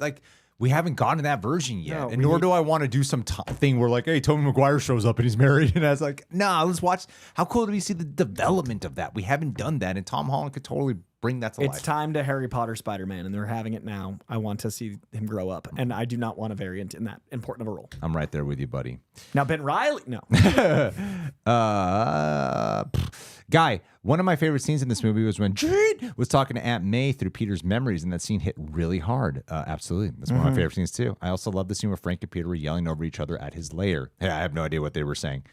Kick rock, kids. It's one of my favorite scenes. I do like the physicality of the absurdity of his traps. Yeah. It's new. What if a homeless guy walked in here? Unhoused guy. I loved that the whole movie is about that danger that Imogen is like, I'm going to go. And then she's like, I should probably get an escort. I really enjoyed that. Swing me home. It's not safe. Yeah. That all that physicality was great. They're both so good physically in their roles. But I think Sadie Singh's acting, that was my favorite acting scene from her, was the scene with Aunt May. It's so good. Where you could see just in her eyes, her learning the lesson without her having to say much. Yeah. But you see the performance. Like, I love when this movie knows how to trust their performers and trust silence. That's why you cast Marissa Tomei. Like, Marissa Tomei got to act. Yeah, thank God. She's hot too. Deno Yuri. Aunt Babe. Bring her back as Black Cat. Also, can't Jean Grey do something about MJ's memories? Yeah, Yep. we were talking about that. Like, there was a scene where she was tearing up while frozen, and then she's on the roof with the necklace. Also, Zendaya, Tom Holland, Jon Bernthal going to be the top two movies of the Coen. Dude, you've said everything that we have been saying, and we love you for it. We agree with you, and I think you're right. Love you and for it it. makes us sound smart that you think it too. Yes. Also, just want to say I love you guys, watching you for so long. We love you too. I love you more than Coy loves his wife. I love you, Coy. Wish you were gay. That's a funny timing with that sentence. What? I didn't say Sorry, anything. I'm married to a lady. No, but in all seriousness, love your videos. Movie was insane. And that theme song. Yes. Oh, gay Coy coming in. Gay Coy, apparently. Gay Coy for the boys. Coy for the love to hear boys. it. I appreciate Soy you. Coy for the boy toys. That's right. Also, Soy Coy for the boys. also, if we get a Robert Pattinson Marvel character, could he be a good Harry Osborn? If we didn't meet him in this movie. He'd be doing his Antinous from fucking Odyssey. I don't know if it would be fun to see him trying to take Zendaya away. Oh, that's right. They were in the drama. Giving Tom the drama flashbacks. Anyways, what do you think about shitty mutant powers, one per episode? What a This is a journey we just went on. Great way to end that off. Journey we just went Fucking on. loved it. I just want to see Harry Osborn after he finds out about the Spider-Verse to say, "Get these spiders out of here." So cast him. That'd be awesome. Cast Pattinson. Never heard a harder R on the word beggar in my life. I think that guy will be in. I think the boyfriend will probably be Harry Osborn. Yeah. I think so. That's there's the too reveal. many. There's too many things that allude, but it also kind of like the ending. They could not if they want to cast someone else. If they cast Norman and they want gives us options. Just go with the whitest boy ever. White with those cornrows. All right, guys, we did it. Thank you guys so much. This was one of our more, believe it or not, Coy, this is one of our more efficient live stream spoiler talks for such a movie. 2.5 hours for a 2.5-hour movie. Two and a half. Just a little under 2.5. Pretty good. Pretty good. Thank you guys so much for being here. Thanks to everyone who contributed to the Streamlabs and super chats. We're going to be shooting something else that's going to be going up tomorrow. We were only rushing because there's news we want to share with you guys in that video tomorrow. Yeah, we're going to put that up tomorrow. And just so keep a lookout for that. And hey, we'll see you guys. We'll see you guys next week. Leave a like on your way out. If you didn't just leave a like on this video. Much love to everyone. Thank you, Ray. Thanks, John, for a little bit of pre-help setup beforehand. We'll see you guys soon. Peace out. We covered everything we wanted to. We did, actually. I'm peeing and I'm ready to news. Yep. Slight little break. Sweet. Yeah, I know.